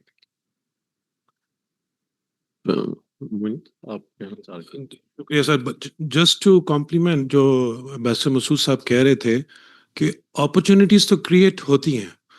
پاکستان چائنا کے ریلیشن شپ سے بھی بہت ساری اپرچونیٹیز ہیں, اس کانفلکٹ سے بھی بہت ساری اپرچونیٹیز ہیں. ہم ان کو ریئلائز کیسے کرتے ہیں بڑا امپورٹنٹ ہے. ایک چھوٹا سا میں آپ کو اینوکڈوٹ سناؤں گوادر کے حوالے سے. جب میں چائنا میں تھا تو میرے پاس گوادر سے جرنلسٹ کا ایک ڈیلیگیشن آیا, بہت ساری باتیں ہوئیں. تو ایک جرنلسٹ نے کہا کہ سر چائنا نے وہاں پہ بہت اچھا کام کیا ہے, ایک technical and vocational training institute بنایا ہے اسٹیٹ آف دی آرٹ, لیکن اس میں کوئی ٹیچرز نہیں دیا انہوں نے. اب آپ بتائیں, اگر اس طرح کی سوچ ہوگی کہ چائنا نے ٹیچرز بھی دینے ہیں, انہوں نے ٹرینرز بھی لا کے دینے, ہمارا کیا کام ہوگا پھر؟ کتاب وہ اسٹیشنری لا کے دیں, کتابیں لا کے دیں. تو یہ دیکھیں ہم نے بھی کچھ کرنا ہے. اگر گوادر کو بھی یہ جو اپرچونیٹیز کریٹ ہو رہی ہیں اس کو ٹرانس شپمنٹ ہب بنانا ہے, ٹریڈنگ ہب بنانا ہے, تو اس کو پھر ڈیولپ ہم نے بھی کرنا ہے, ہمارا بھی انٹرسٹ ہے نا اس میں. Thank you. یہ مائک پیچھے لے جائیے, اسٹوڈنٹس ادھر دیجیے, اور کھڑے ہو کے اپنا تعارف کروائیے, اور پھر یہ بھی بتائیے کہ سوال کس سے ہے آپ کا. اگر اوپن ہے تو بتا دیں کہ کوئی جواب دے. Question ہے. جی. I am Ubaidur Rahman from International Islamic University. Sir, I have two questions. Number one, Sir, a few days ago, I was arguing with my professor and about the security issues in Pakistan. And he argued that Pakistan know that Afghanistan give the land of Badakhshan to the China for mineral extraction. So Pakistan knew that if China enter in this region for the mineral extraction, US will also come in this region. So that Pakistan is producing the security issues. So how much it is true or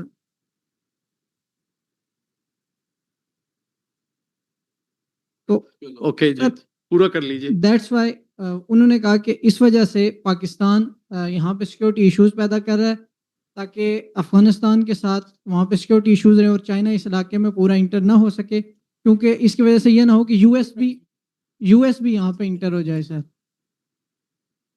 اچھا, thank you Ubaid اللہ صاحب, very interesting perspective I think from your professor.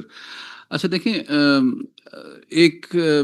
آپ ایک industrial process ہے, mining ایک industry ہے, ٹھیک ہے, ایک وہ پہلو ہے اس کا, ایک معاشی پہلو ہے, انڈسٹریل پروسیس ہے, اور دوسرا ایک سیکورٹی کا معاملہ ہے, ٹھیک ہے. یہ پہلے تو ان کو الگ کر کے حقیقت پسندانہ انداز میں دیکھیں. پاکستان میں آئل اینڈ گیس انڈسٹری ہے, پاکستان میں 20 ملٹی نیشنل کام کر رہی ہیں, ٹھیک ہے. میں نے کارپوریٹ سیکٹر میں بھی کام کیا ہوا ہے, تو جرمن کمپنیز ہوں, برٹش کمپنیز ہوں, امریکن کمپنیز ہوں, فرینچ کمپنیز ہوں, وہ سارے پاکستان میں ایکسپلوریشن, ڈرلنگ, یہ سب کچھ سروسز پرووائڈ کر رہی ہوتی ہیں, اور وہ کمپیٹ کر رہی ہوتی ہیں آپس میں, جو بھی ان کے اگریمنٹس ہوتے ہیں. تو اس میں کوئی آپ کو جیو پالیٹکس نہیں نظر آتی کہ بھئی یہ کنسیشن آپ نے جو ہے وہ او ایم وی کو کیوں دے دیا ہے, یہ او جی ڈی سی کو کیوں دے دیا ہے, یہ برٹش پیٹرولیم کو کیوں دے دیا ہے, یہ پریمیئر آئل کو کیوں دے دیا ہے. لیکن اس میں آپ کو دیکھیں, چونکہ آپ انٹرنیشنل ریلیشنز کے اسٹوڈنٹ, تو بڑی امپورٹنٹ چیز جو ہے نا, جو میں نے as a student of international relations سیکھی تھی, پہلی چیز وہ یہ تھی کہ کون کیا کہتا ہے یہ امپورٹنٹ ہے, لیکن کون کیوں کہتا ہے یہ اس سے زیادہ امپورٹنٹ ہے. یہ سمجھنا آنا چاہیے ایک آئی آر کے اسٹوڈنٹ کو, کہ جب چائنا کی انویسٹمنٹ آتی ہے تو آپ اس کو صرف سیکیورٹی اور جیو پالیٹکس کے فریم ورک میں کیوں دیکھتے ہیں. مطلب اگر لیٹ سے بلوچستان میں ایک کنسیشن اگریمنٹ ہے, وہ ایک چائنیز کمپنی کو دے دیتے ہیں, اس کے ساتھ ایک کنسیشن اگریمنٹ ہے, وہ ایک امریکن کو دے دیتے ہیں, اس کے ساتھ ایک فرینچ کو دے دیتے ہیں, تو اس میں کیا مسئلہ ہے؟ مطلب اس میں کوئی ہائر پالیٹکس اور جیو پالیٹکس کی تو بات نہیں ہے, اور یہ کوئی پاکستان اسپیسیفک بات بھی نہیں ہے.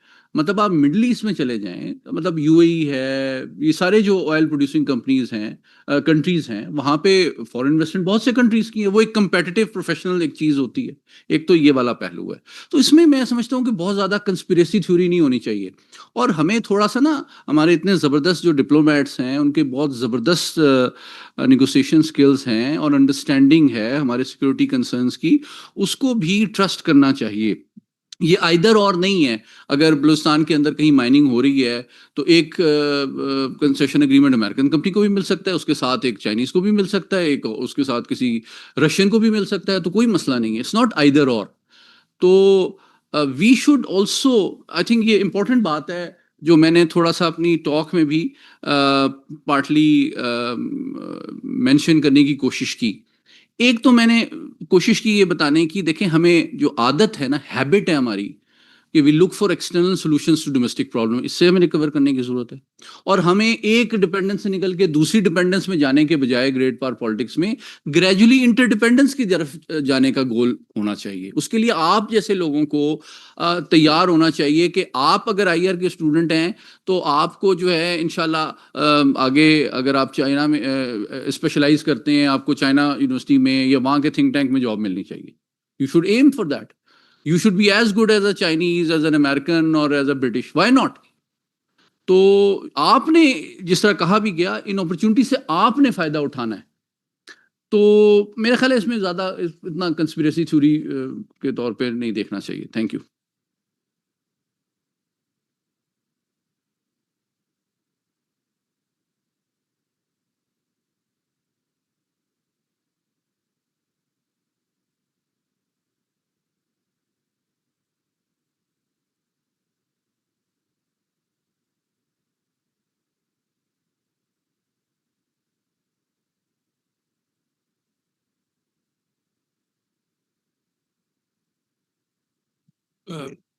ویس صاحب آپ کے جو ٹیچر کا پرسپیکٹو بڑا انٹرسٹنگ ہے. میں ابھی چائنا کے حوالے سے میں ابھی ایک زیبسٹ یونیورسٹی میں لیکچر دے رہا تھا آن گلوبل گورننس.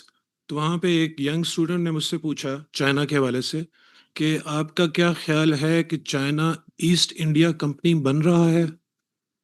تو I was shock to hurt.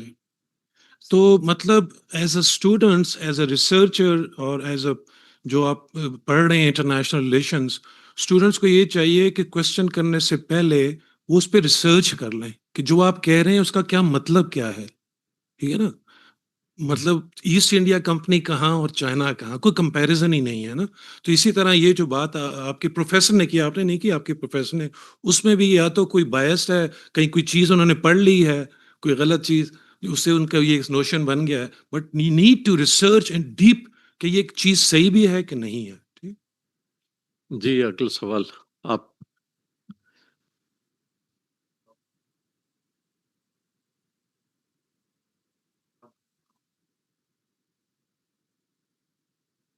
Assalamu alaikum to all respected chairperson.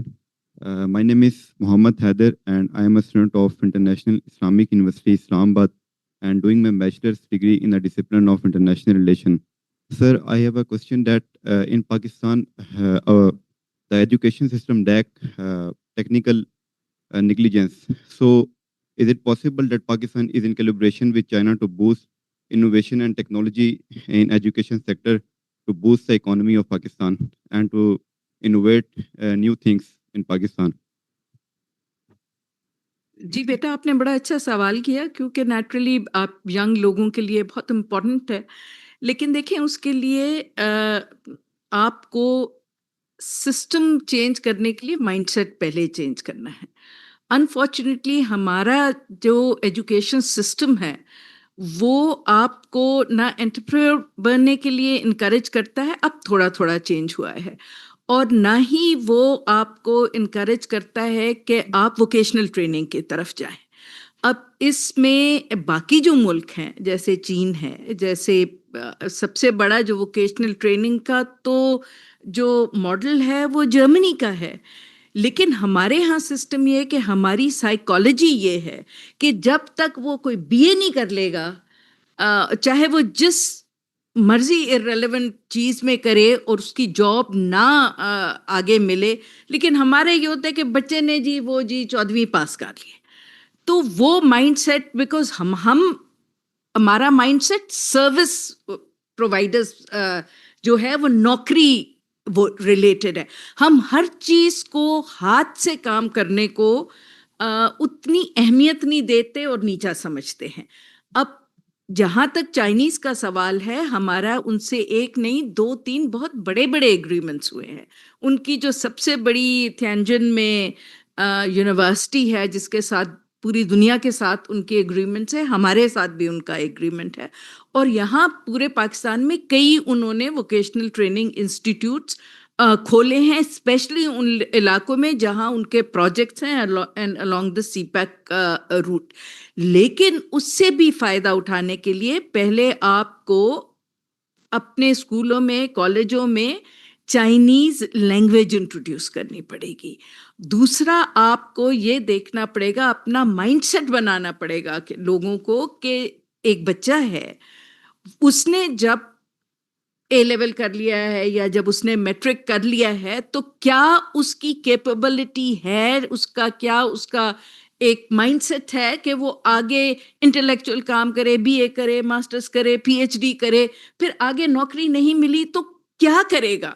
تو کیوں ایسا نہیں کرتے کہ جی آپ اپنے ایجوکیشن سسٹم کو, جس پہ بہت زیادہ میں نے پرچے بھی لکھے ہیں, لیکچر بھی دیے ہیں, and we are doing that now with NUST, کہ جی آپ ایجوکیشن سسٹم کو الائن کریں انڈسٹری کے ساتھ.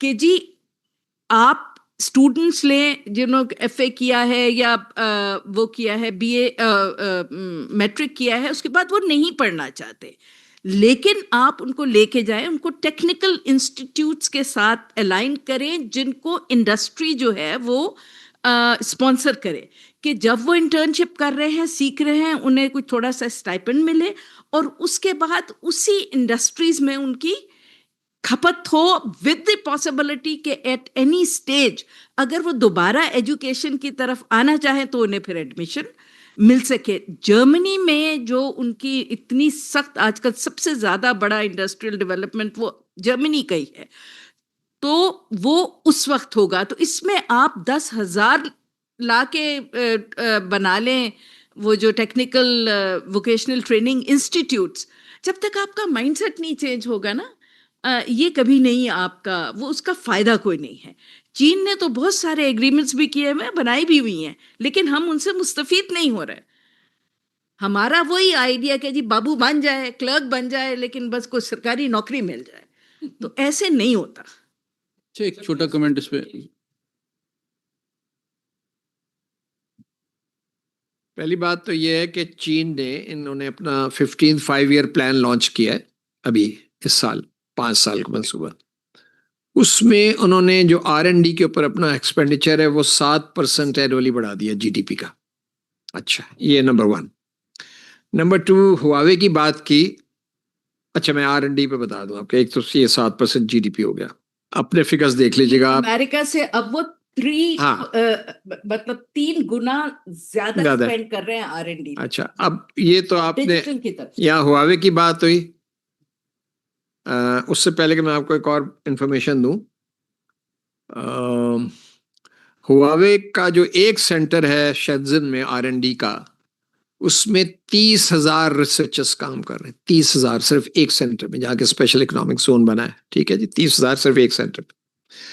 اچھا جی, اس وقت اسٹیٹسٹکس یہ ہیں کہ جو پیٹنٹس ہیں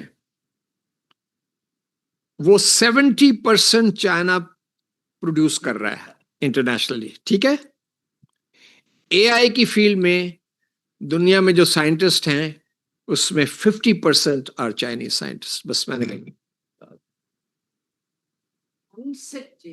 جی. اچھا ادھر ہوئی ہے مائک کہاں پہ؟ جی ہاں, کوئی سوال نہیں آ رہا. اچھا کریں بھائی, اچھا چلیں. 50% آف دی پاپولیشن ابھی میرا خیال ہے. اچھا آپ سے ڈرے ہوئے ہیں. میرا خیال ہے اب 2-3 سوالوں کو کلب کر لیتے ہیں اور پھر جی. السلام علیکم. My name is Satif Hassan and I'm a student of IR in National Defense University. تو میرا کوشچن بیسیکلی یہ ہے کہ بینگ IR اسٹوڈنٹ, ہم IR میں ہم ایک کانسیپٹ پڑھتے ہیں موسٹلی, جس میں ہم کہتے ہیں کہ ریئلسٹ جو پرسپیکٹو ہے اس میں کہا جاتا ہے کہ الائنسز کو کبھی ٹرسٹ نہیں کیا جا سکتا, کیونکہ جو الائنسز بنتی ہیں وہ اسٹیٹ کے انٹرسٹ کے ساتھ چینج ہو جاتی ہے. اور یہ ہم نے ریسنٹلی یہ کنٹمپریری جو ہماری وار چل رہی ہے اس میں ہم نے دیکھا کہ کس طرح EU اور امریکہ کے درمیان مسٹرسٹ کریٹ ہوا. جب ہم پاکستان اور چائنا کے ریلیشنز کی بات کرتے ہیں تو میں being student of IR and as a Pakistani جب سوچتا ہوں چائنا کے بغیر پاکستان از نتھنگ. مجھے ایسا لگتا ہے کہ چائنا کو اگر پاکستان سے ہٹا دیا جائے تو پاکستان کچھ بھی نہیں ہے. مجھے ایسا لگتا ہے, میرا گیس ہے.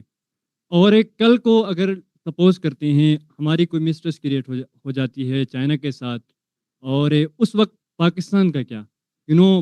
میں بیسیکلی میرا کوشچن یہ ہے کہ ہمیں ایز میم آلسو مینشن اپنا جو اکیڈیمیا ہے اس میں کام کرنے کی ضرورت ہے. ہمارے اپنے انٹرنل جو معاملات تھے ان کو سدھارنے کی ہمیں زیادہ ضرورت ہے. میڈم نے ایز میم آلسو مینشن کہ ہمیں چائنیز کو انٹروڈیوس کرنا چاہیے, ان کی ہسٹری کو پڑھانا چاہیے. ایک ایسے اسٹیٹ کے اندر جہاں پر اسٹوڈنٹس کو خود اپنی ہسٹری کے بارے میں علم نہیں ہے, جہاں ابھی تک اسٹل آئیڈینٹی کرائسس چل رہی ہے کہ ہم نے جانا کہاں ہے. تو اس ملک کے اندر یہ زیادہ ضروری نہیں ہے کہ بنسبتاً ہم چائنیز سویلائزیشن کے بارے میں چائنیز ہسٹری کو انٹروڈیوس کریں یا چائنیز کی لینگویج کو سکھائیں.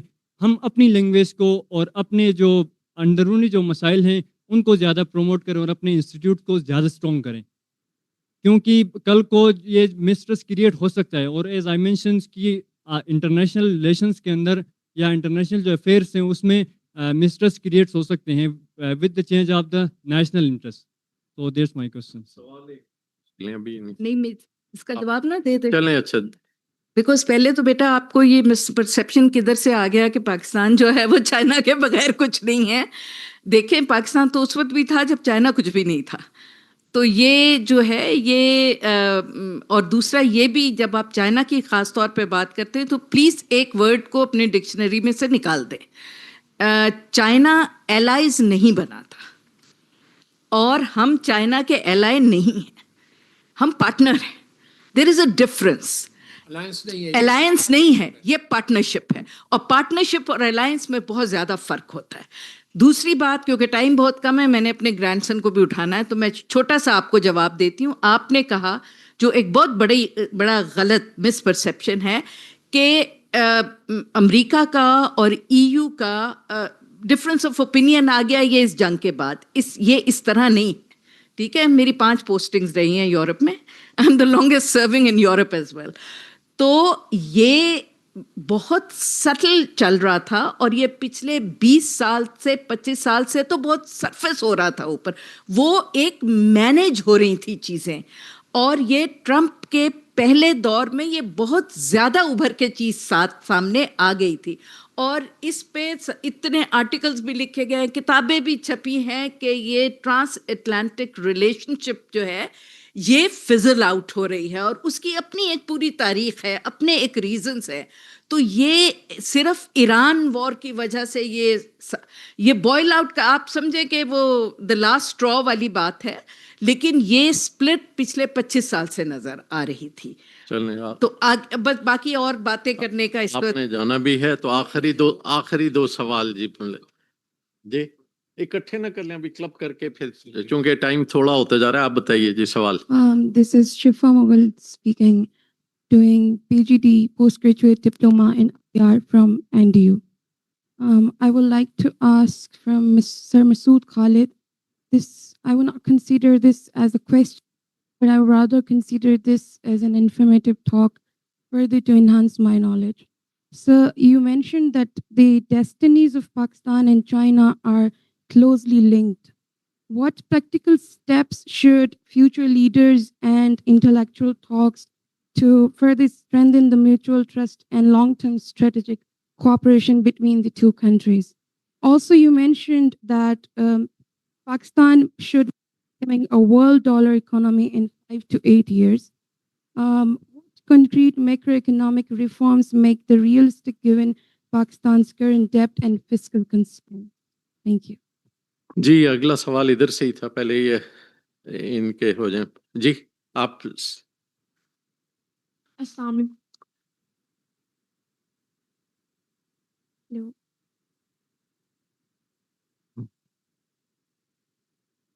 Assalamu alaikum. I'm a student of first semester of PS International Relations at National Defense University. And first of all, I would like to thank all the speakers for their valuable insights.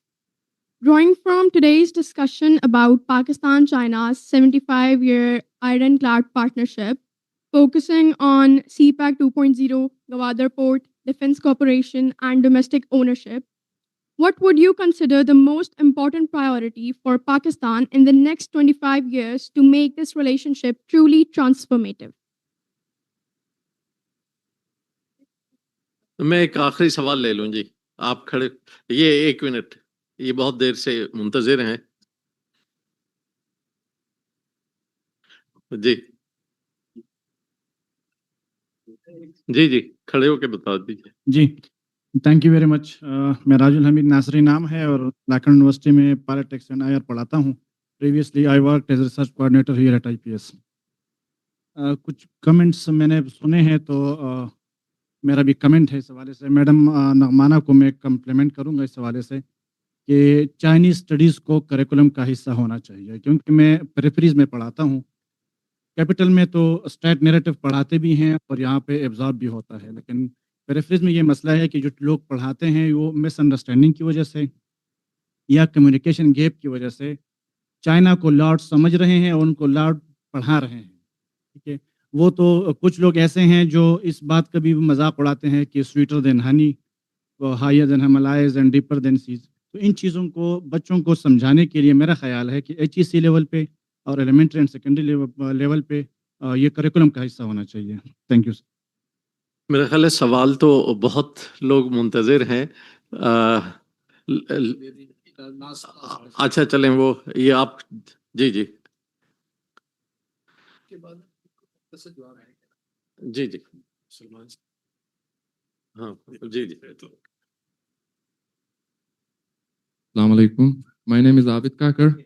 I am Islamabad-based lawyer and also hold an MA degree in IR. My question to the panel is that there are two famous school of thoughts in Balochistan regarding CPEC.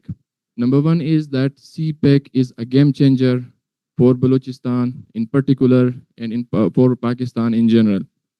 Number two, the second school of thought is that CPEC is a death trap from the Chinese side.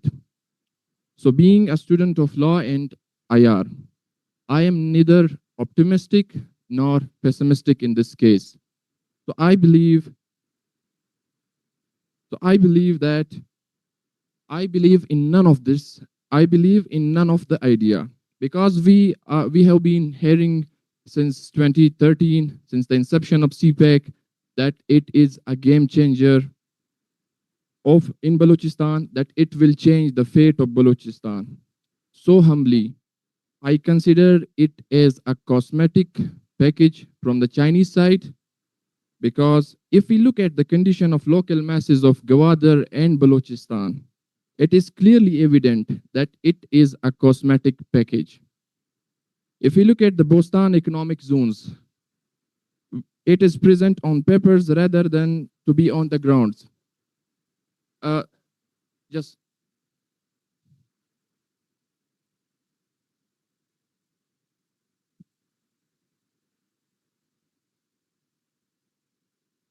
हाँ मेरे ख्याल सवाल थोड़ा मुख्तसर कर दें जी जी तो ये जवाब दे देंगे अभी मेरे ख्याल अब जी आप सारे सवालात के जवाब नहीं कुछ अगर ऐड करें तो जी जी करें। अच्छा जी, पहला तो सवाल ये था कि व्हाट प्रैक्टिकल स्टेप्स। देखें, अगर आपने चाइना के साथ चलना है ना, तो यू हैव टू, मैंने एक वर्ड यूज किया था, brick by brick, okay, incremental, they do stage by stage. In 1966, sorry, in 56, Chairman Mao Zedong said what Ambassador Nagbana mentioned, that Pakistan is a route for connectivity for China's northwest or southwest window for China. He had that vision of connectivity, physical connectivity in Pakistan. After 10 years in 66, he proposed to Ayub Khan to build this KKH incrementally. And then we started building. And now the third step is CPAC. Okay? So what practical steps? You take practical steps one by one.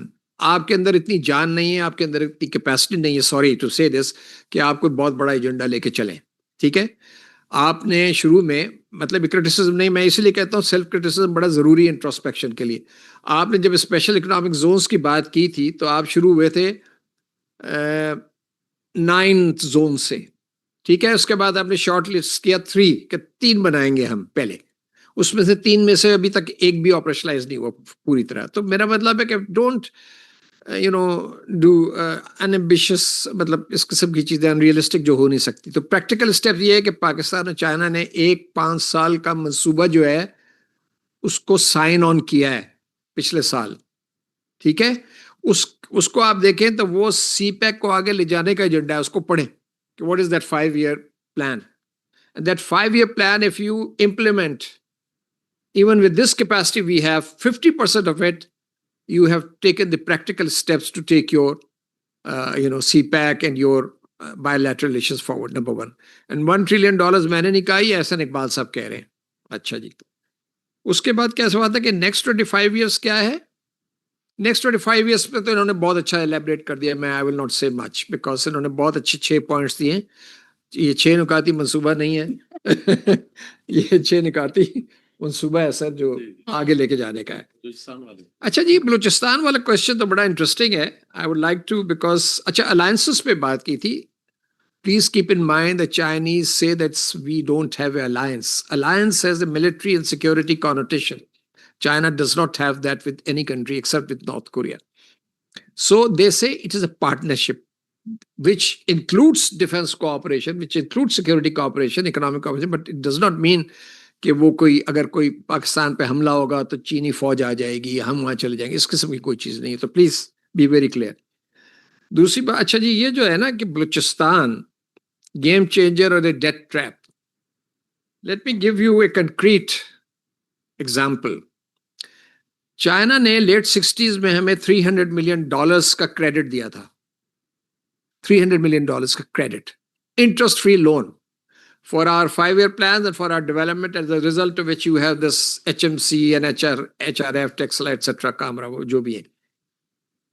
So after 71 crisis, when Pakistan, East Pakistan's crisis, Prime Minister Bhutto went to China and he broached the subject with Premier Chou En-lai. Now listen to me very carefully.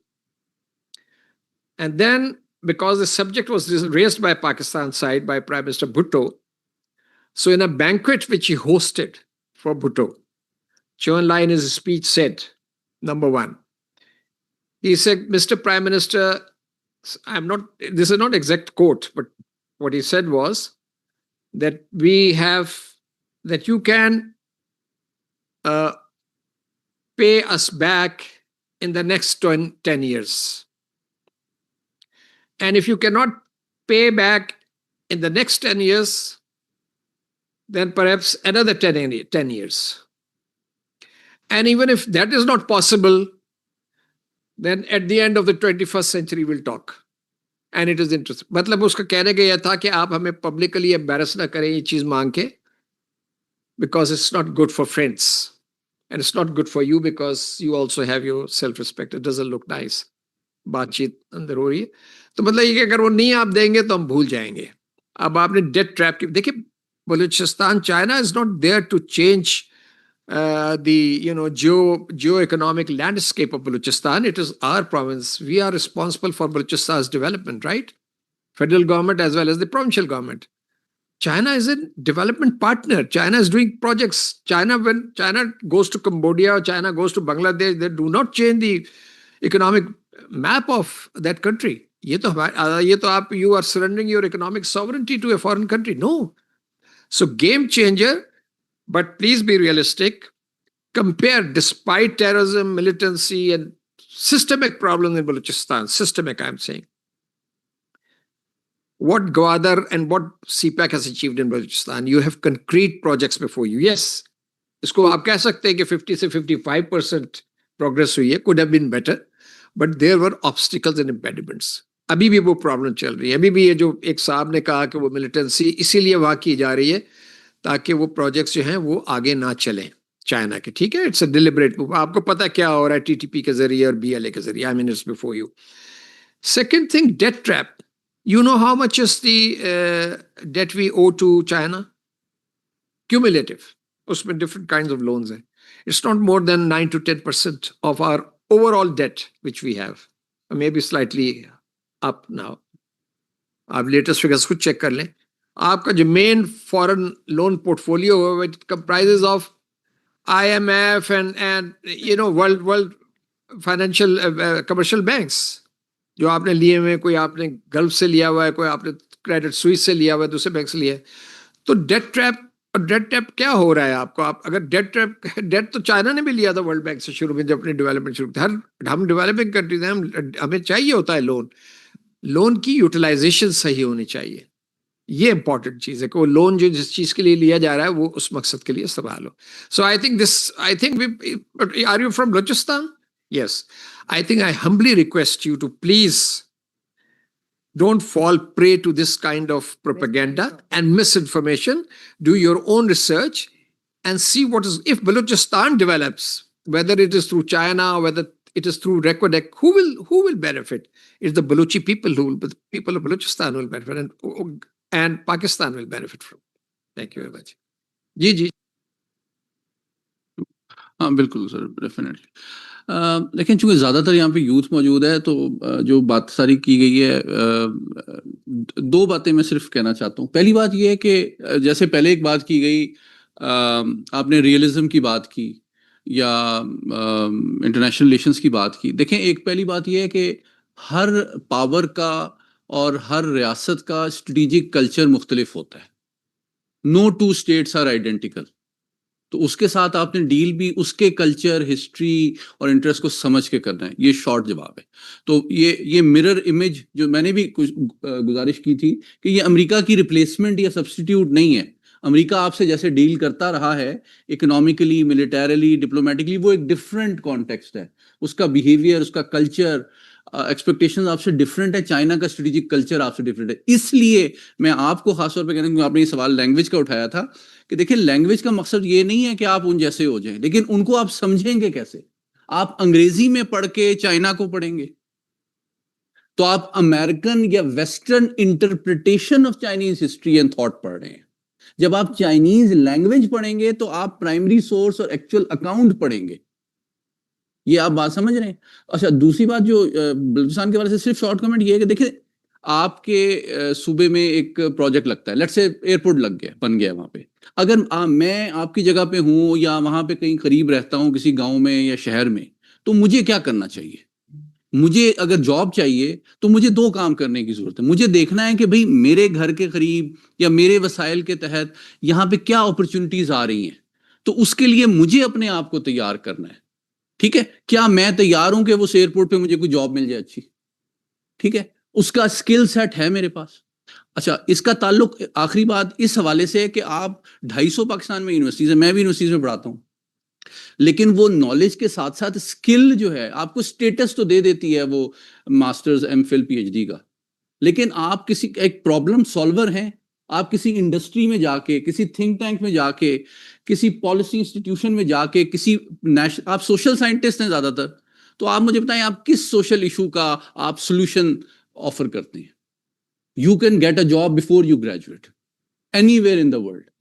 یہ جو پاکستان میں جو جس طرح مطلب میں نام I am not biased, لیکن بنیادی طور پہ جو بات کی گئی آپ سب کے لیے جو گھر جا کے سوچنے کی انڈیویجول اس کو اپرچونٹی میں کنورٹ کرنے کے لیے جو میسج ہے نا وہ یہ ہے کہ جس طرح آپ لمس کو دیکھیں یا آئی بی اے کو دیکھیں یا نس کو دیکھیں، ان میں بنیادی فرق کیا ہے؟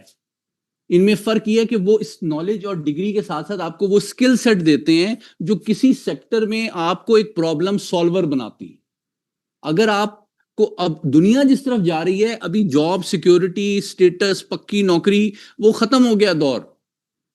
ٹھیک ہے، ابھی اے آئی جو ہے اس کی وجہ سے امریکہ میں لاکھوں لوگ بے روزگار ہو رہے ہیں.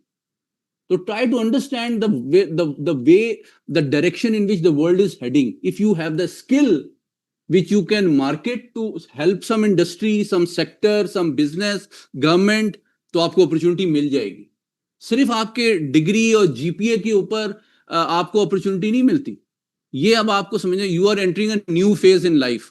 تو جہاں پہ اب آپ کی ذمہ داری ہے، آپ جس بھی سٹی یا ڈسٹرکٹ سے بلوچستان میں تعلق رکھتے ہیں، آپ ملیں. آپ ڈیموکریسی میں ہیں نا، آپ اپنے جو پبلک ریپرزنٹیٹیو ہے وہاں کا جو ایم این اے ہے، وہاں کا جو ایم پی ہے، اسے پکڑیں، اس سے پوچھیں کہ اگلے 5 سال میں یہاں کیا کیا پروجیکٹس آ رہے ہیں، اس میں میرے لیے کیا اپرچونٹی ہے. اب اس سے مطابقت رکھتی ہوئی ڈگری، سکل اور اپرچونٹی آپ نے تلاش کرنی ہے. اگر وہاں پہ ایک سپر پاور آ کے انویسٹ کر رہی ہے اور وہ ایک ہائی ٹیک اپرچونٹی آفر کرتی بھی ہے، میں آپ کو بتاتا ہوں بیرک گولڈ کے اندر میرے جاننے والے لوگ ہیں جنہوں نے ڈگری کی ہے، وہ 10 لاکھ 15 لاکھ کی تنخواہیں لے رہے ہیں اور وہ بلوچ ہیں. If you have the skill, you can convert into opportunity. لیکن اگر آپ نے اپنے آپ کو تیار نہیں کیا ہے تو اس اپرچونٹی سے ان کے انویسٹمنٹ کے باوجود آپ فائدہ نہیں اٹھا سکیں گے. یہ میری گزارش ہے. Thank you. بہت شکریہ. اب آخری گفتگو کے بعد یہیں پہ کیک کٹنگ سیریمنی ہوگی انشاءاللہ. Now I request ambassador Salman Bashir صاحب فار دا چیئرز ریمارکس. ادھر سے کر لیں جی ادھر سے. اچھا جی، بسم اللہ الرحمن الرحیم. سب سے پہلے تو ابرار صاحب میں آپ کا شکریہ ادا کرنا چاہوں گا کہ آپ نے انوائٹ کیا، اور یہ ایک ایسا سیشن ہے جس میں بہت سے ہمارے کولیگز بھی موجود تھے، اور ان کا میں بہت شکر گزار ہوں کہ انہوں نے اچھے الفاظ میں میری ساتھ جو ایسوسیشن تھی اس کو یاد رکھا. میں یہ کہنا چاہوں گا کہ جی this has been a most useful session for me personally. اور اس سلسلے میں جو کچھ آج میں نے سیکھا ہے اپنے کولیگ سے اور آپ کے سوالوں سے، وہ بہت ہی اہم ہے. میرا اپنا اس پہ اگر آپ مجھے اجازت دیں کہ میں کھل کے بات کروں تو وہ یہ ہے جی کہ ایک طریقہ ہے آئیڈیلزم کا. ایک چیز کو آپ روزی طریقے سے دیکھتے ہیں. ٹھیک ہے.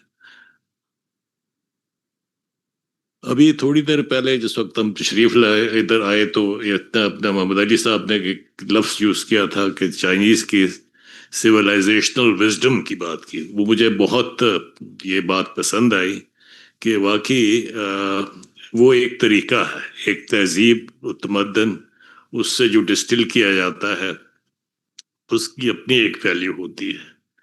چائنیز جو ہے لانگ ٹرم سوچتے ہیں, وہ آج کا نہیں سوچتے, وہ اگلے 100 سال سے زیادہ کا سوچتے ہیں. یہ ایک خاصیت ہے. اس کے برعکس جو ہماری سوچ جیسے ہے, ہم تو ابھی کا سوچتے ہیں یا کل کا میکسیمم سوچتے ہیں, مگر امریکن وغیرہ جو ہیں, جو ویسٹرن کنسٹرکٹ جو ہے وہ ٹرانزیکشنل ہے دنیا کا. تو یہ دونوں کا کلیش جو ہے وہ ایک لحاظ سے ایڈیولوجیکل اس سینس پہ بھی ہے. ایک سویلائزیشنل سٹیٹ ہے, وہ دوسرے جو ہے کاروباری لوگ ہیں وہ ٹرانزیکشنل طریقے سے دیکھتے ہیں. آپ کے سوالوں سے بھی یہ ظاہر ہے کہ اس پہ یہ چیزیں کانفلکٹنگ موجود ہیں. اب اس سیشن کے بعد خاص کر جو نغمانہ ہاشمی صاحبہ نے باتیں کی, انہوں نے نشاندہی کی کہ کون سی ایریاز میں ہمیں کام کرنے کی ضرورت ہے. اور یہ بالکل صحیح ہے کہ اس کے بغیر ہم زبانی کلامی تو یہ 75ویں اور یہ وہ چیزیں یاد کرتے رہیں گے, سیلیبریٹ کرتے رہیں گے, مگر اس کا کوئی اثر زیادہ نہیں ہوگا.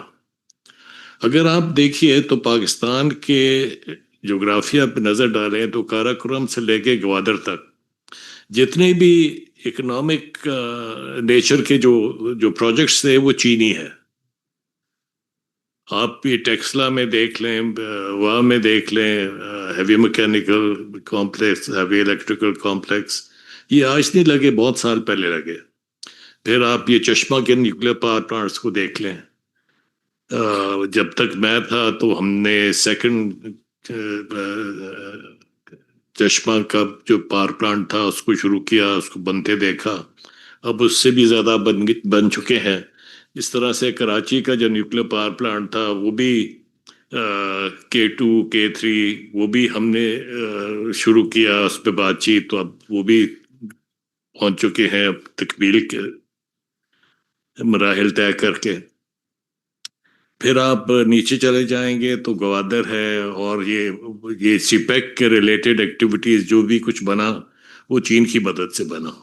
تو مجھے ایک چیز جو یاد آتی ہے چائنا کی وہ یہ ہے, اور یہ 2005 سے لے کے 2008 تک میں وہاں پر تھا, تو وہ ہمیں اکثر کہا کرتے تھے کہ ایک تو پاکستان کی تعریف, ایک چینی خاصیت یہ ہے کہ اپنے آپ کو بہت ہمبلی شو کرتے ہیں.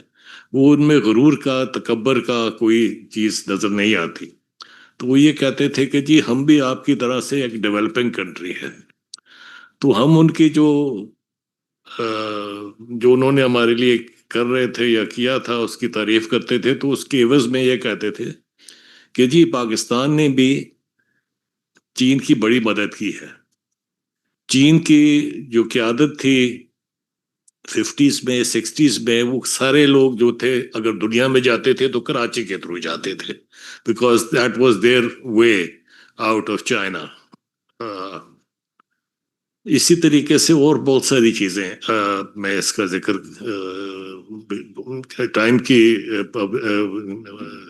کنسٹرینٹس کی وجہ سے نہیں کر سکتا, مگر 2005 میں جب زلزلہ آیا یہ کشمیر میں, تو it was a weekend I think جی, تو ہم باہر تھے, واپس آئے تو ایمبیسی نے بتایا کہ جی وہ چینی یہ لوگ جو ہیں ان کی حکومت کے وہ باری باری کال کر رہے ہیں. تو ہم نے جب بات کی تو انہوں نے کہا کہ جی ہمارا ریسکیو ریلیف مشن تیار ہے, ابھی فلائٹ کی اجازت چاہیے. صبح زلزلہ آیا تھا 4 جی 4 بجے تک 8 بجے نہیں چائنا کے جی. تو پھر اس دن سے لے کے کم 1 مہینے سے زیادہ روزانہ 1 یا 2 جمبو 747 ٹائپ ایئر کرافٹ وہ جا رہے تھے. پہلے جہاز جب گئے تو ہم نے بھی جا کے ایئرپورٹ پہ ان سے ملے اور اس کے بعد جب یہ لوگ واپس آئے تو ہم نے ان کو انوائٹ کیا اپنے گھر پہ. تو انہوں نے جو کہانیاں میں بتائی they were all in tears. انہوں نے کہا کہ جی ہمارا گھر برباد ہو گیا, یہ جو لوگ تھے پاکستانی ان کے گھر برباد ہو گئے, یہ ہو گئے وہ ہو گئے.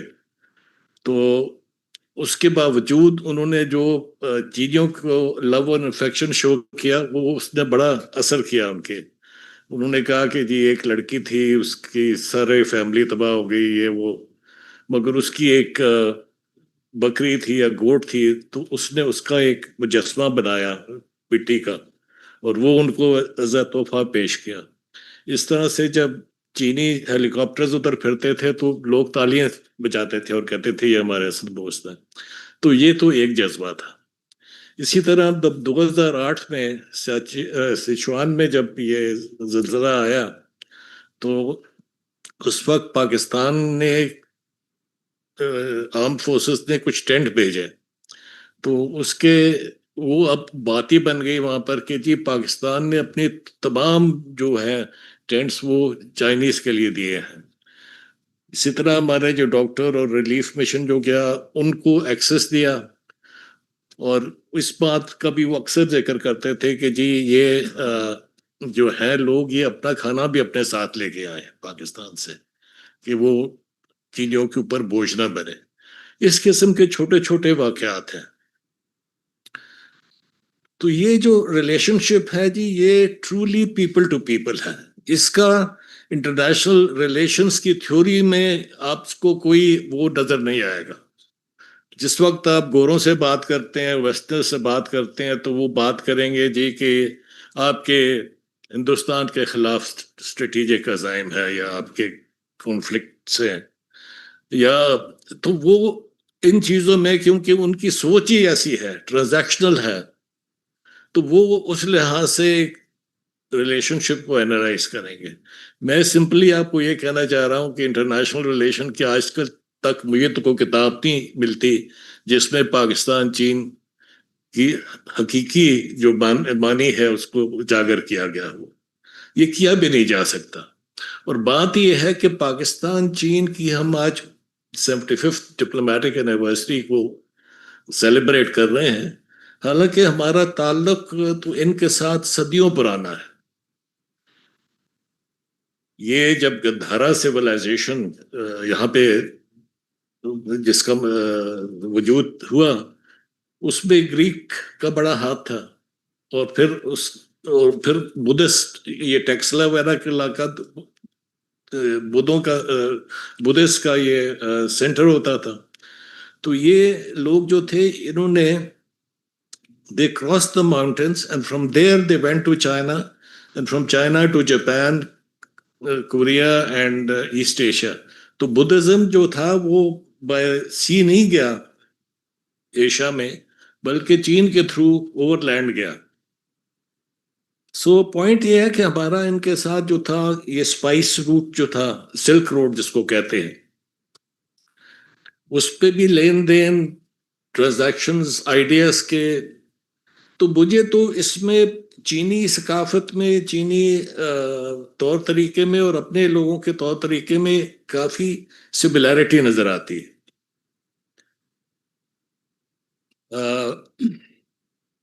اچھا, چینیوں کا ایک چیز یہ ہے جی کہ آپ کے ساتھ وہ بیٹھ جائیں گے, آپ ان کے ساتھ بڑی لمبی بات کریں گے, ان کے چہرے سے آپ نہیں سمجھ سکیں گے کہ وہ انہوں کو یہ بات پسند آئی یا اس کے خلاف ہیں, یا مطلب آپ سے آرگیو نہیں کریں گے, بٹ دے ہیو رجسٹرڈ, اور جب وقت آتا ہے تو اس کے اوپر وہ ایک مثبت جواب دیتے ہیں. اس قسم کی اور بہت ساری چیزیں ہیں, بٹ آج کے دن کی نسبت سے میں یہ کہنا چاہوں گا جی کہ بہت خوشی کا دن ہے. 75 ایئرز نغمانہ صاحبہ نے مل کے ہمارے ساتھ ایمبیسی کے کولیگس کے ساتھ 55ویں ڈپلومیٹک اینیورسری ہم نے چین میں منائی تھی. اور اس ضمن میں ایک بڑی اچھی کتاب تھی جس کو 1 یا 2 کتابیں انہوں نے بنائی, پکٹوریل کتابیں تھیں, اور اس میں کافی 55 years of China Pakistan friendship کا ذکر ہے. تو آج 25 سال کے بعد یا 20 سال کے بعد بڑی خوشی ہے, اور میں اس موقع پر دونوں ملکوں کے عوام کو, قیادت کو اور حکومتوں کو مبارکباد دینا چاہوں گا. Thank you.